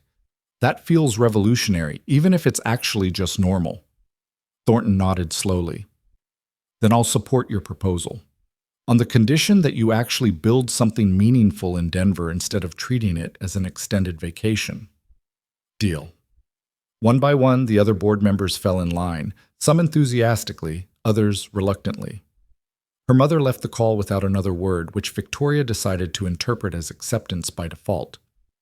When the meeting finally ended, Victoria sat in her silent apartment and felt something she hadn't experienced in years. Lightness. Like she'd been carrying weight she didn't know existed until it was gone. Her phone rang. Ethan. How did it go? He asked. I'm officially stepping down. 3 months transition, then I'm yours. I was yours either way, but this is good too. Victoria laughed, feeling tears threaten. I just torpedoed my career for you. You could sound more excited. I am excited. I'm also aware that you did this for yourself as much as for me, and I'm incredibly proud of you for that. His voice softened. How do you feel? Free. Terrified. Like I might throw up, all of the above. That sounds about right for major life decisions. They talked for an hour while Victoria packed boxes in her apartment, sorting through a life that suddenly felt like it belonged to someone else. Designer clothes she'd never wear in Denver. Awards she didn't need to display. Photos from events she'd attended but couldn't remember enjoying. I'm getting rid of almost everything, she said, looking around at the accumulation of a life lived for appearances. Is that dramatic? It's practical. Fresh start requires fresh space. When did you become so wise? Around the same time you became capable of making grilled cheese without setting off smoke alarms. That was one time, and the alarm was oversensitive. The ease between them felt hard-earned and deeply precious. They'd moved past the awkwardness of the arrangement into something that felt sustainable, real, built on actual compatibility rather than contractual obligation. Lucas wants to know if you'll be here for his school presentation next Friday, Ethan said. He's doing a project on simple machines, and apparently your engineering skills from the museum made an impression. I'll be there. Wouldn't miss it. You're going to spoil him, you know. Showing up to school events, helping with homework, he's going to expect parental involvement. Good. He deserves it. Victoria paused. We both do. The next 3 months were controlled chaos. Victoria split her time between cities, 3 days in Denver, 4 in her old office managing the transition. She trained Marcus Chen personally, watching him evolve from nervous candidate to confident leader. She restructured departments, delegated responsibilities, and slowly extracted herself from the empire she'd built. The media had a field day. Billionaire CEO chooses love over legacy, declared one headline. Victoria Lane's shocking career pivot, announced another. The gossip blogs that had crucified her during the fake engagement now romanticized her choice, spinning narratives about corporate queens finding happiness. Victoria ignored all of it. In Denver, she and Ethan found their rhythm through trial and error. She burned dinner at least once a week. He taught her how to grocery shop without buying 17 types of pasta. They argued about dishwasher loading techniques and discovered they both had strong opinions about proper towel folding. Lucas adapted with the resilience of children raised by parents who'd already weathered one major upheaval. He tested boundaries, staying up late when Victoria visited, negotiating extra screen time, but mostly he just absorbed her into their routines like she'd always been there. "Is Victoria going to live with us when she moves here?" he asked Ethan one night during their usual bedtime routine. "We haven't discussed it yet." "Why?" "Because if she is, she needs to understand the bathroom schedule. I take my shower at 7:30, and I don't like being rushed." "Noted. I'll make sure she's aware of the bathroom sovereignty policy." "Good." Lucas pulled his blanket up. "Also, she should know that I don't like mushrooms. She tried to put them in pasta last week." "I'll add that to the official briefing document." "Thanks, Dad." Lucas yawned. "I think she's getting better at being normal. She only checked her phone twice during my Lego demonstration yesterday." "That is better. She used to check every 30 seconds. "Progress," Lucas said sagely, and Ethan couldn't help but smile at his 8-year-old's assessment of adult behavior. Later, after Lucas fell asleep, Ethan called Victoria. She answered from her nearly empty penthouse, surrounded by boxes marked for Denver, donation, or storage. "Lucas wants to know your shower schedule preferences," Ethan said. "Tell him I'm flexible, but I do require at least 15 minutes and adequate water pressure. This is non-negotiable." "I'll inform him of your requirements." "How's he really doing with all of this?" Victoria's voice carried genuine concern. "I know we're trying to make it seamless, but it's still a lot of change." "He's good. Better than good, actually. He likes the routine of you being here, likes having someone else to talk to about Legos and science projects." Ethan paused. "He asked me yesterday if you were going to be his stepmom eventually." Silence stretched between them. "What did you tell him?" Victoria asked carefully. "I told him that adults take these things slow, that we're still figuring out what our relationship looks like, but that if things continued going well, that might be something we all discuss together." Very diplomatic. "I learned from the best." Ethan shifted the phone. "But Victoria, we should probably have that conversation. Not because Lucas asked, but because you're moving here permanently in 2 weeks, and we haven't actually discussed what that looks like."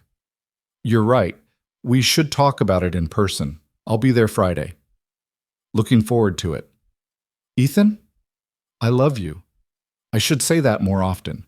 I love you and Lucas and this weird little life we're building." "I love you too. Even when you put mushrooms in pasta despite being explicitly told not to." "Lucas needs to expand his palate. Lucas needs you to respect his mushroom boundaries." They were still laughing when they hung up, and Ethan felt something settle in his chest. This was going to work. It was messy and complicated and nothing like what either of them had planned, but it was going to work because they both wanted it to.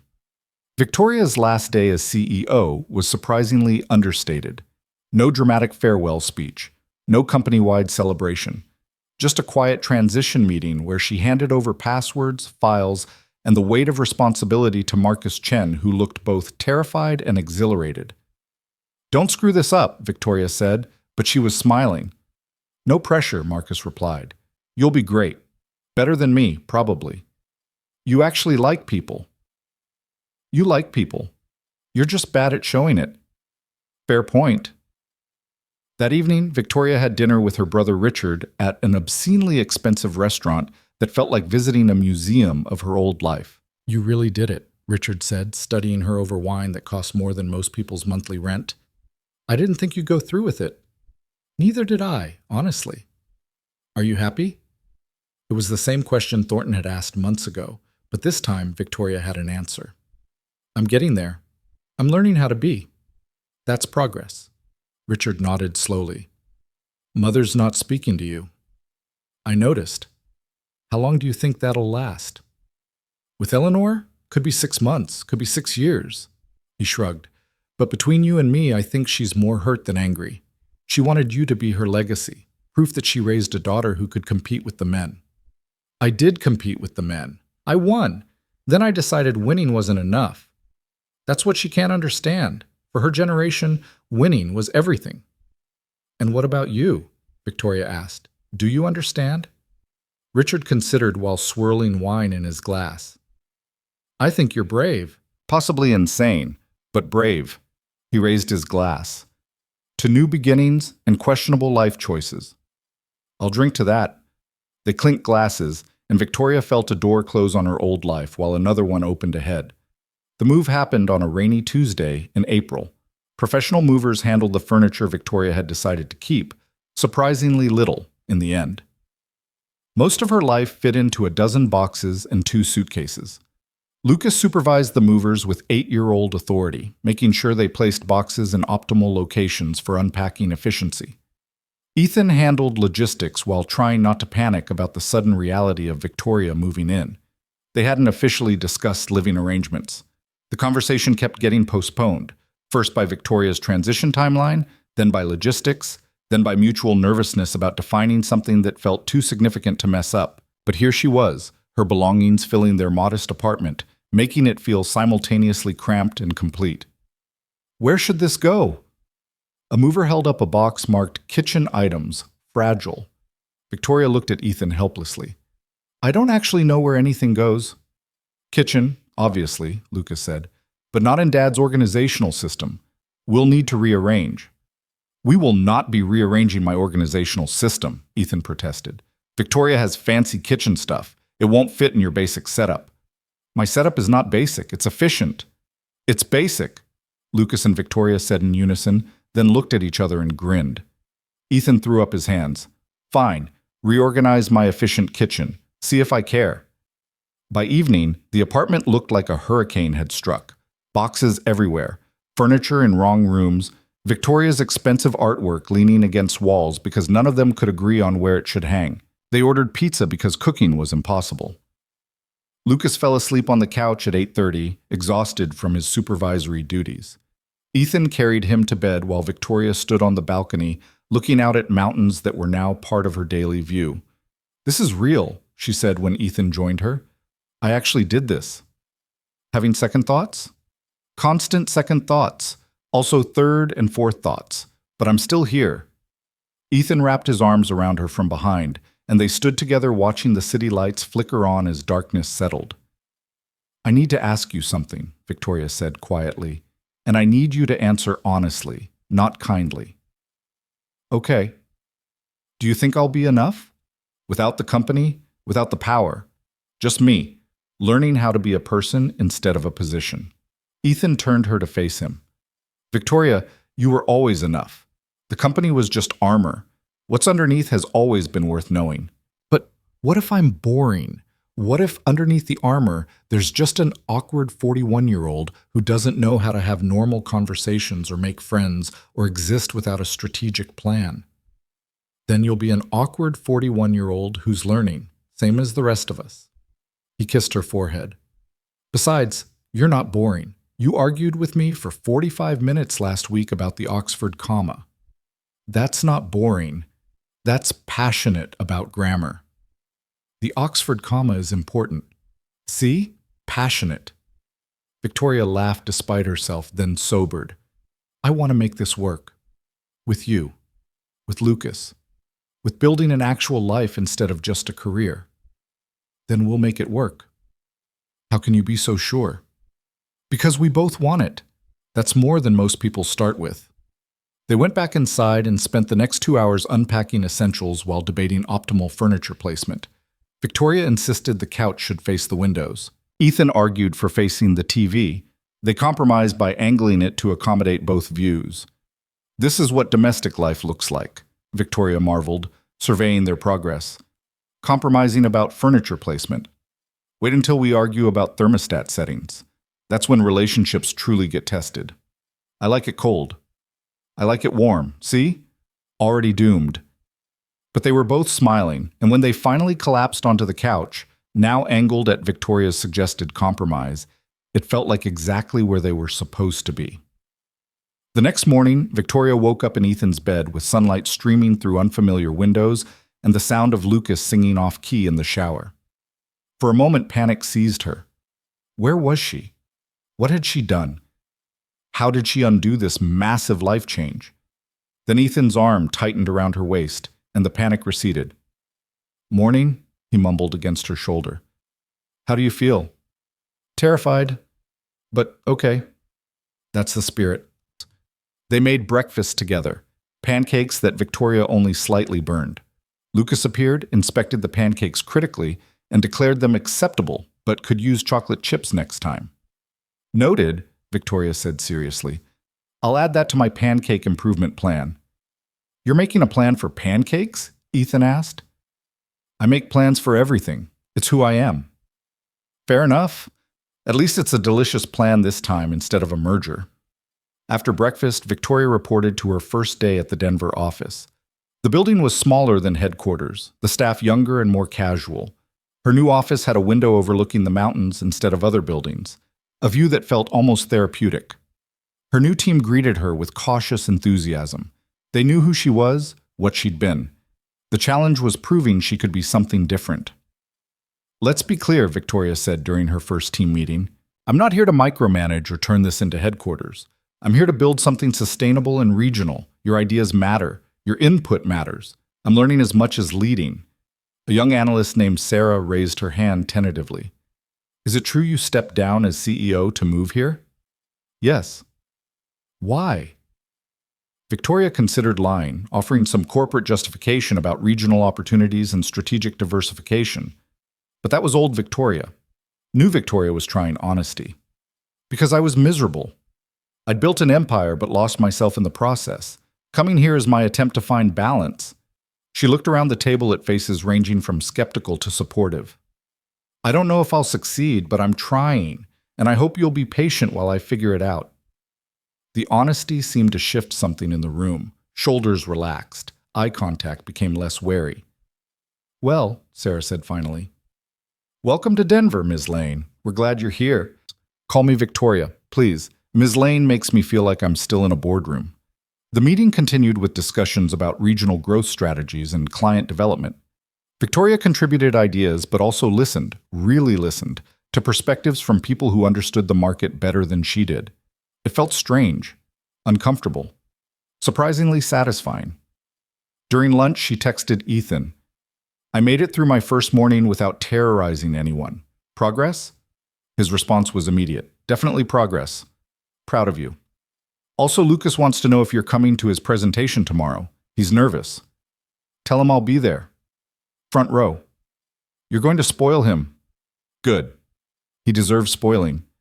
The school presentation was held in a gymnasium that smelled like floor wax and nervous parents. Victoria sat between Ethan and a couple she didn't know, feeling distinctly out of place among the other parents in their casual clothes and easy conversations. First time, the woman next to her asked kindly. Is it that obvious? You look terrified. I'm Melissa. My son Jake is presenting on volcanoes. Victoria, She paused, uncertain of the terminology. My partner's son Lucas is doing simple machines. Partner. The word felt right. More honest than boyfriend, less presumptuous than fiancé. Lucas took the stage with admirable confidence, explaining the physics of levers and pulleys to an audience that was mostly checking phones. But Victoria watched every moment, recognizing the way he organized his presentation with logic that reminded her of Ethan. When Lucas demonstrated a pulley system he'd built from Legos, Victoria clapped enthusiastically. He caught her eye and grinned, and something in Victoria's chest expanded with unexpected emotion. This was what she'd chosen. This gymnasium, this presentation, this child who wasn't biologically hers but was becoming hers anyway through choice and presence. After the presentations, Lucas ran over, still buzzing with adrenaline. Did you see? The pulley worked perfectly. It was brilliant, Victoria said seriously. Your engineering was sound and your presentation was clear. I'm very impressed. Thanks. Lucas grabbed both her hand and Ethan's. Can we get ice cream? Jake's mom said they're going. Victoria looked at Ethan, who shrugged. Ice cream sounds good to me. They ended up at a local shop with Lucas, Jake, and Melissa's family, discussing simple machines and third-grade politics while eating ice cream that was objectively too sweet, but somehow perfect anyway. This is nice, Melissa said to Victoria while the boys debated the best Lego sets. Jake's mentioned Lucas a lot. Says he has the coolest dad and the coolest Victoria. The coolest Victoria? Direct quote. Apparently you helped build a museum bridge that held more weight than anyone else's. That bridge was structurally sound, Victoria said, feeling absurdly pleased. Driving home, Lucas fell asleep in the back seat. Chocolate ice cream somehow smeared on his cheek, despite Victoria's best napkin efforts. "You were great today," Ethan said quietly. "With Lucas, with the other parents. You fit right in." "I felt completely out of my depth." "Everyone feels that way. You just hide it better than most." "I'm learning not to hide. It's harder than it sounds." "But you're doing it. That's what matters." That weekend, they fell into a routine that felt almost domestic. Saturday morning farmers market, where Victoria learned to negotiate for vegetables. Afternoon Lego building session, where she and Lucas constructed increasingly ambitious structures. Evening movie, where they all fell asleep on the couch in a pile of comfortable exhaustion. Sunday morning, Ethan woke early to find Victoria already in the kitchen, staring at the coffee maker with intense concentration. "Need help?" he asked. "I'm determined to figure this out independently. It's a matter of principle now." She pressed several buttons in sequence. The machine gurgled ominously. "That doesn't sound right." "Here." Ethan reached around her, adjusting settings. "You're overthinking it. Just press the green button." "Why is there a green button and also a green light? That's deliberately confusing." "It's a coffee maker, not a merger negotiation." "Mergers are easier. They have clear objectives." The coffee maker began its normal brewing cycle, and Victoria looked at it like it had personally betrayed her. "I've run billion-dollar companies, but I can't make coffee," she said. "You can make coffee. You just need practice." "I need a PhD in appliance operation." Ethan wrapped his arms around her from behind, resting his chin on her shoulder. "You know what I love about you? My extensive collection of useless kitchen gadgets I don't know how to use. Your ability to admit you don't know something. Most people with your background would pretend to understand or just hire someone to do it. You're actually trying to learn." "Because I want to be self-sufficient." "You are self-sufficient. You're just self-sufficient in different ways now." Victoria turned in his arms, her expression serious. "Can I ask you something?" "Always." "Do you ever regret this? The arrangement that became real, me disrupting your life?" Ethan considered his answer carefully, wanting to be honest. "Sometimes I get scared. Scared that you'll get bored. Scared that I'm not enough to compete with the life you gave up. Scared that Lucas will get attached and then you'll realize this was a mistake. Those are very specific fears. I've had time to develop them." He brushed hair from her face. "But regret? Never. Not once. You've made our lives bigger, Victoria. Not smaller. Richer. Not more complicated." Lucas smiles more. I smile more. "That's not something to regret." Victoria's eyes were suspiciously bright. "I'm going to cry, and I hate crying." "Then don't cry. Or cry. Both are acceptable." "I choose crying." She buried her face in his shoulder. "Happy crying, though. I want that noted." They stood in the kitchen holding each other while coffee brewed and morning light painted the apartment gold. And Ethan thought about how far they'd both come from that moment when Victoria had straightened his tie and accidentally started something neither of them planned. Lucas appeared in the doorway, still in pajamas, his hair sticking up at impossible angles. "Are you guys being weird and emotional again?" he asked. "Yes," Victoria said without lifting her head from Ethan's shoulder. "Okay, can we have pancakes?" "I'll make them," Ethan offered. "No, I want to try," Victoria said, finally pulling away and wiping her eyes. "I need to practice." "Victoria's pancakes are dangerous," Lucas warned. "Remember last time? That was a learning experience. This time will be better." It wasn't better. The first pancake was somehow both burned and raw. The second fell apart when Victoria tried to flip it. The third was vaguely pancake-shaped but had the texture of rubber. "This is humiliating," Victoria said, staring at her culinary failures. "This is practice," Ethan corrected, taking over the spatula. "You'll get there." "When?" "Eventually. Maybe not today, but eventually." They ate the pancakes Ethan made while Victoria took notes on his technique with the seriousness she'd once applied to merger negotiations. Lucas provided commentary on optimal chocolate chip distribution and the importance of butter ratios. It was domestic and ordinary and absolutely perfect. That afternoon, Ethan found Victoria on the balcony, staring at her phone with an expression he couldn't quite read. "Everything okay?" he asked. Marcus sent me the Q1 earnings report. Sterling Global stock is up 8%. Revenue exceeded projections. She looked up. They're doing fine without me, better than fine. How does that feel? Weird, liberating, slightly insulting, Victoria laughed. I spent 15 years convinced the company would collapse without my constant attention. Turns out it's thriving. Maybe because you built it well enough to survive without you. Or maybe I was holding it back by refusing to delegate. She pocketed her phone. Either way, I'm glad they're succeeding. I'm also glad I'm not there. No regrets? Not about leaving, maybe about the pancakes. Those were genuinely tragic. You'll get better. You keep saying that. Because I believe it. That evening, after Lucas went to bed, Victoria and Ethan sat together on the couch, her feet in his lap while they pretended to watch a movie neither was paying attention to. I've been thinking, Victoria said during a particularly dramatic explosion on screen. Dangerous activity. About us. About making this official. Ethan's hands stilled on her feet. Official how? I don't know. I've never done this before. But maybe moving in officially? Not just staying here because it's convenient, but actually making this our home. Together. Victoria, you already live here. Your clothes are in my closet. Your fancy coffee maker that neither of us can operate is in the kitchen.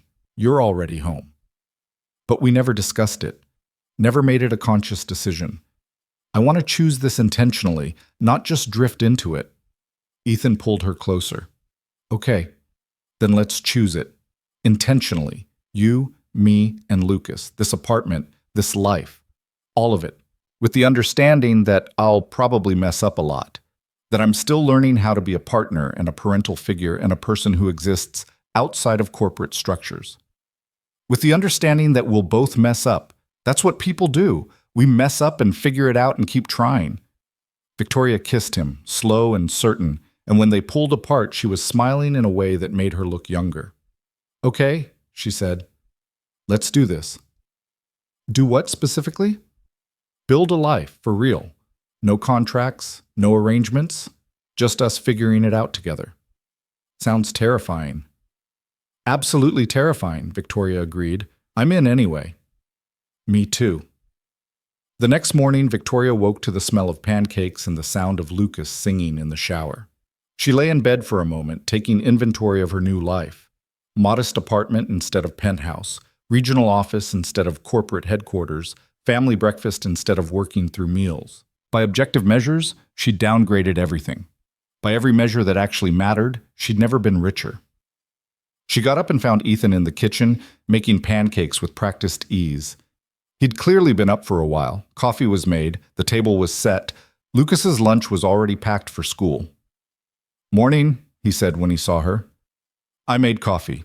Successfully. My hero. She poured herself a cup and stood beside him at the stove, watching him work. The ease of his movements. The casual competence of someone who'd been doing this alone for years and was now generous enough to let her learn alongside him. Can I try? She asked. Ethan handed over the spatula without question. Go for it. Victoria poured batter, waited for bubbles, attempted a flip. The pancake folded in half but didn't completely fall apart. Progress, Ethan said. It's deformed. It's rustic, very trendy. Lucas appeared, assessed the pancake situation, and tactfully requested the ones Ethan made. Victoria didn't blame him. They ate breakfast together, discussing Lucas's school day and Victoria's afternoon meetings, and whether they should get a pet. Lucas lobbied hard for a dog. Victoria suggested starting with a fish. Ethan proposed they table the discussion until everyone could agree on responsibility distribution. It was mundane and lovely, and exactly what Victoria had been missing without knowing it. After dropping Lucas at school, Ethan walked Victoria to her car. She'd insisted on driving herself to work, another small independence she was learning to value. Dinner tonight? She asked. I could try cooking, emphasis on try. How about we cook together? Safer for everyone involved. Probably wise. He kissed her goodbye, and Victoria drove to work thinking about how her life had become a collection of ordinary moments that felt extraordinary simply because they were chosen rather than obligated. The Denver office was slowly becoming familiar. Sarah had started bringing suggestions to Victoria instead of waiting to be asked. The team had stopped treating her like visiting royalty and started treating her like a colleague who occasionally needed explanations about regional customs and local businesses. "We got the Henderson account," Sarah announced during their afternoon meeting. "They're moving their manufacturing division here and want Sterling Global to handle the transition." "That's excellent. What's our timeline?" 6 months for full implementation, but Victoria, there's a complication." "What kind?" "They want the CEO involved. They specifically requested a call with you to discuss strategic vision." Victoria felt the old pull, the instinct to take control, to prove herself, to demonstrate that stepping down hadn't diminished her capabilities. Then she remembered why she'd left. "Tell them I'm not the CEO anymore. Marcus Chen is. He's more than capable of handling strategic discussions." Victoria smiled at Sarah's surprise. "I'm regional director now. My focus is making this office thrive, not personally managing every major account." "You're sure?" "Completely. Connect them with Marcus. I'll provide background support if needed, but this is his territory now." After Sarah left, Victoria sat at her desk and felt something settle. 6 months ago, she would have insisted on that call, would have needed to prove she was still essential, still relevant, still the most important person in every room. Now she was learning the revolutionary act of letting go. That evening, she and Ethan cooked dinner together, pasta with vegetables that weren't completely overcooked. Lucas set the table without being asked, a development that surprised both adults. "What's the occasion?" Ethan asked. "No occasion, just helping." Lucas finished distributing silverware. "Mrs. Chen says families help each other. We're a family now, right?" The question hung in the air, weighted with more significance than Lucas probably intended. Victoria and Ethan exchanged glances. They'd been dancing around the topic for months, never quite defining what they were becoming. "Yeah, buddy," Ethan said quietly. "We're a family." "Good. Because Victoria's getting better at cooking, and I want to make sure she keeps practicing." The moment was so perfectly Lucas, pragmatic and sweet in equal measure, that both adults laughed. They ate dinner together, discussing the Henderson account and Lucas's upcoming science fair and whether the apartment needed new curtains. It was domestic and ordinary, and everything Victoria had never known she wanted. Later, after Lucas was asleep and the dishes were done, Victoria found Ethan on the balcony. He was staring at the mountains, lost in thought. "Penny for your thoughts?" she asked, joining him. "Just thinking about how much has changed. 6 months ago, I was barely surviving, invisible at work, struggling to make rent, terrified every day that something would break and I wouldn't be able to fix it. And now? Now I have a partner who's learning to make pancakes, a job where people know my name, financial security that doesn't feel temporary." He pulled her close. "A family that feels real instead of fragile. I'm glad I could contribute to that, even if my pancakes are still questionable." "Your pancakes are getting better. Everything's getting better." They stood together in comfortable silence, and Victoria thought about the morning when she'd straightened a stranger's tie and accidentally started something neither of them expected. How that small gesture had led to contracts and arrangements, and eventually to something authentic. "Do you remember," she said quietly, "that first morning? In the hallway? When you fixed my tie and I forgot how to breathe? Yeah, I remember.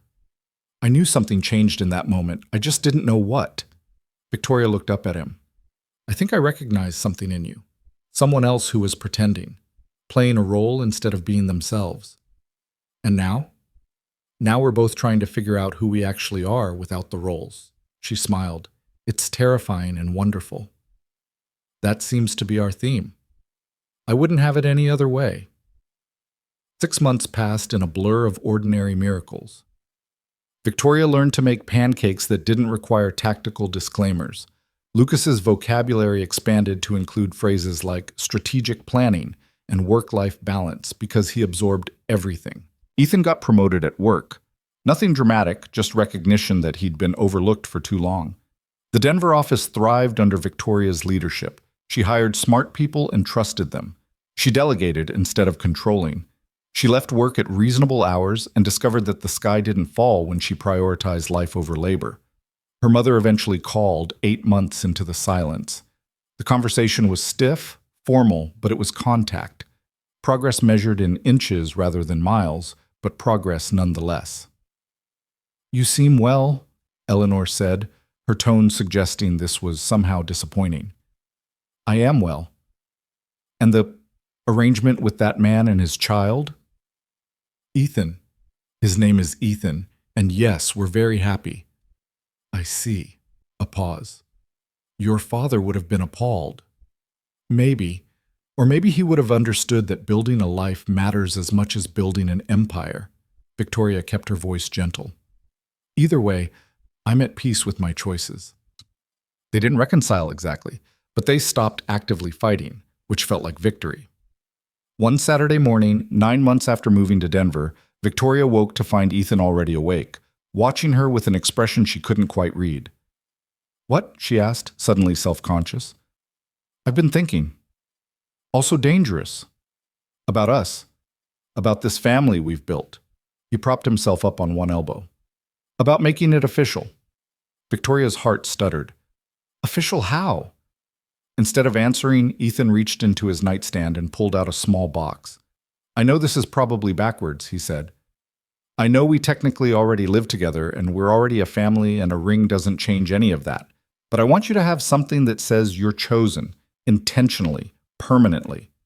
He opened the box to reveal a ring, simple, elegant, nothing like the ostentatious jewelry Victoria used to wear to corporate events.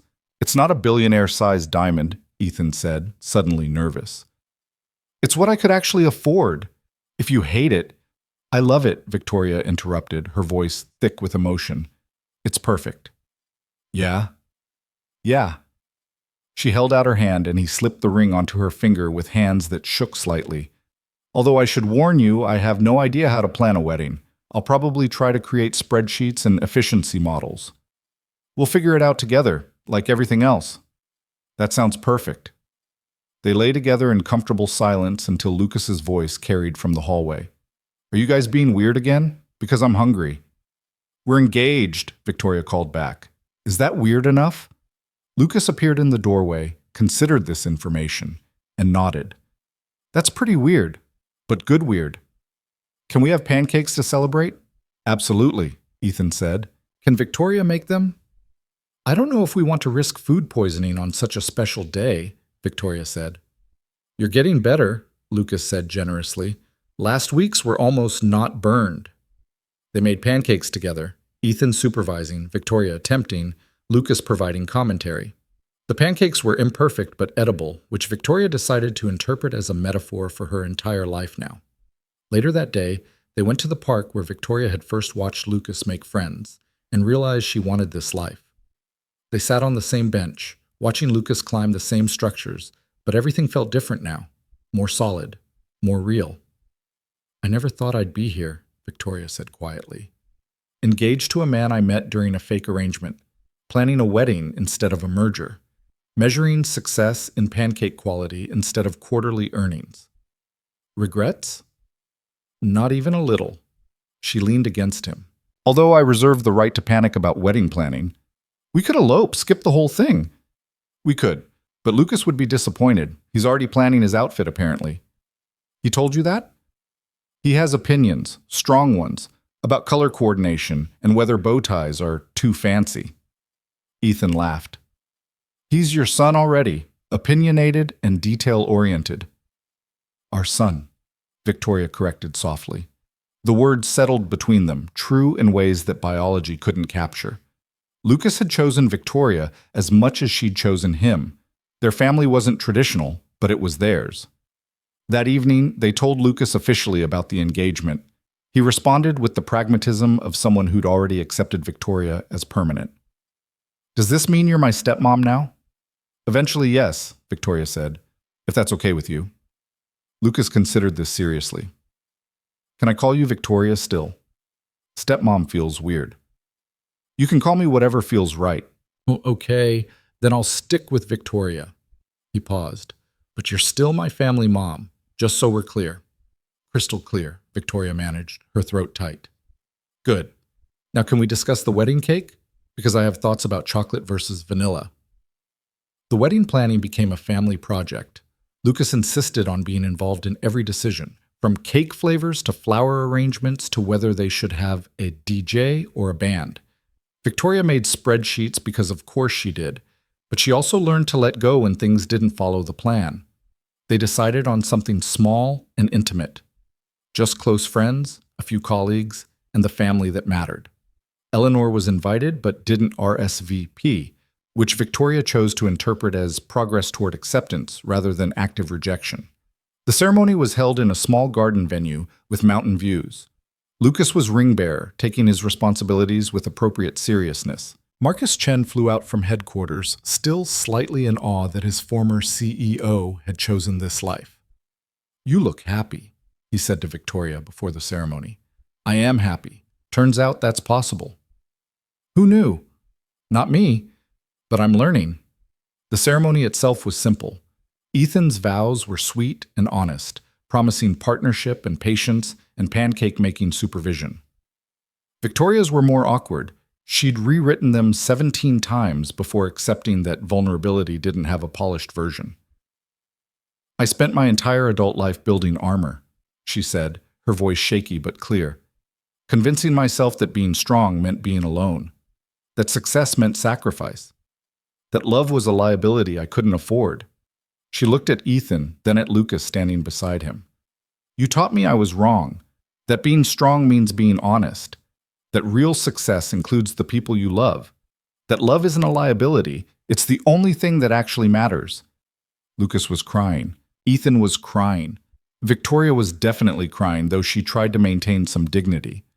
"I promise to keep learning," she continued, "to keep trying, to keep choosing you both every single day, even when I mess up the pancakes or overthink the coffee maker or forget that normal people don't solve problems with spreadsheets." "We like your spreadsheets," Lucas called out, making everyone laugh. "Thank you, Lucas. I promise to keep making them." After the ceremony, they had dinner with their small group of guests. Sarah from the office was there, along with Jake's family and Mrs. Chen, who cried through the entire meal. Marcus gave a toast about Victoria's transformation from corporate titan to actual human being, which was both accurate and slightly insulting. But the best moment came later, after most guests had left. Victoria, Ethan, and Lucas sat together on a bench overlooking the garden, still in their wedding attire, watching the sun set behind the mountains. "This was perfect," Lucas said, his bow tie now askew after hours of celebration. "It really was," Victoria agreed. "Are things going to be different now?" Lucas asked. "Now that you're officially married?" "Not really," Ethan said. "We're already a family. This just makes it official." "Good, because I like how things are." Lucas yawned. "Can we go home now? I'm tired and tomorrow is Lego Day." "Lego Day is every day with you," Victoria said fondly. "Exactly. So we need to keep the schedule." They drove home as the sun painted the sky in shades of gold and amber. Lucas fell asleep in the back seat, his bow tie finally removed and clutched in one hand like a trophy. Victoria leaned against Ethan's shoulder, her ring catching the fading light. "We did it," she said quietly. "We did. I have no idea what happens next. Neither do I, but we'll figure it out together. That's becoming our motto. Could be worse mottos." They carried Lucas inside and tucked him into bed, still in his dress pants because he was too deeply asleep to change. Then they collapsed onto their couch, the same one they'd argued about positioning, now worn and comfortable from months of family movie nights. "Mrs. Ethan Cole," Ethan said, testing the name. "I'm keeping Lane professionally," Victoria said. "But I like the sound of it. Victoria Lane Cole. Hyphenated, like I'm bridging two lives." "Perfect." They sat together in comfortable silence, and Victoria thought about the journey that had brought them here. The fake arrangement that became real feelings, the contract that evolved into commitment, the transaction that transformed into family. "Can I tell you something?" she said eventually. "Always. That morning when I fixed your tie, I knew something was different about you. You looked at me like I was terrifying, which was normal, but also like you saw me, which wasn't." She turned to face him. Turned to, "Thank you for seeing me, even when I was trying not to be seen. Thank you for straightening my tie, even though it caused a minor breathing crisis. Your breathing has improved significantly." Practice. They kissed, and it felt like every kiss before, familiar and exciting, comfortable and electric, like coming home and going on an adventure simultaneously. The next morning, Victoria woke up as someone's wife and someone's stepmother and someone who belonged to a family by choice rather than obligation. She made coffee, successfully, on the first try, and started breakfast while Ethan slept and Lucas built Lego structures that were probably violating several laws of physics. The pancakes were still imperfect, but they were edible, and Lucas ate them without complaint, and Victoria decided that was exactly the kind of success that mattered now. Later, as she stood on the balcony watching mountains that were now permanently part of her landscape, Victoria thought about the version of herself who'd straightened a stranger's tie 9 months ago. That woman had been successful and lonely, powerful and hollow. She'd believed that vulnerability was weakness and that love was a distraction from the real work of building empires. She'd been so wrong. Real work wasn't building empires. It was building lives. It was learning to make pancakes and navigate school presentations and create space for people to matter more than profit margins. Ethan joined her on the balcony, coffee in hand, his presence solid and reassuring. "What are you thinking about?" he asked. "How far we've come. How different everything is." "Good different?"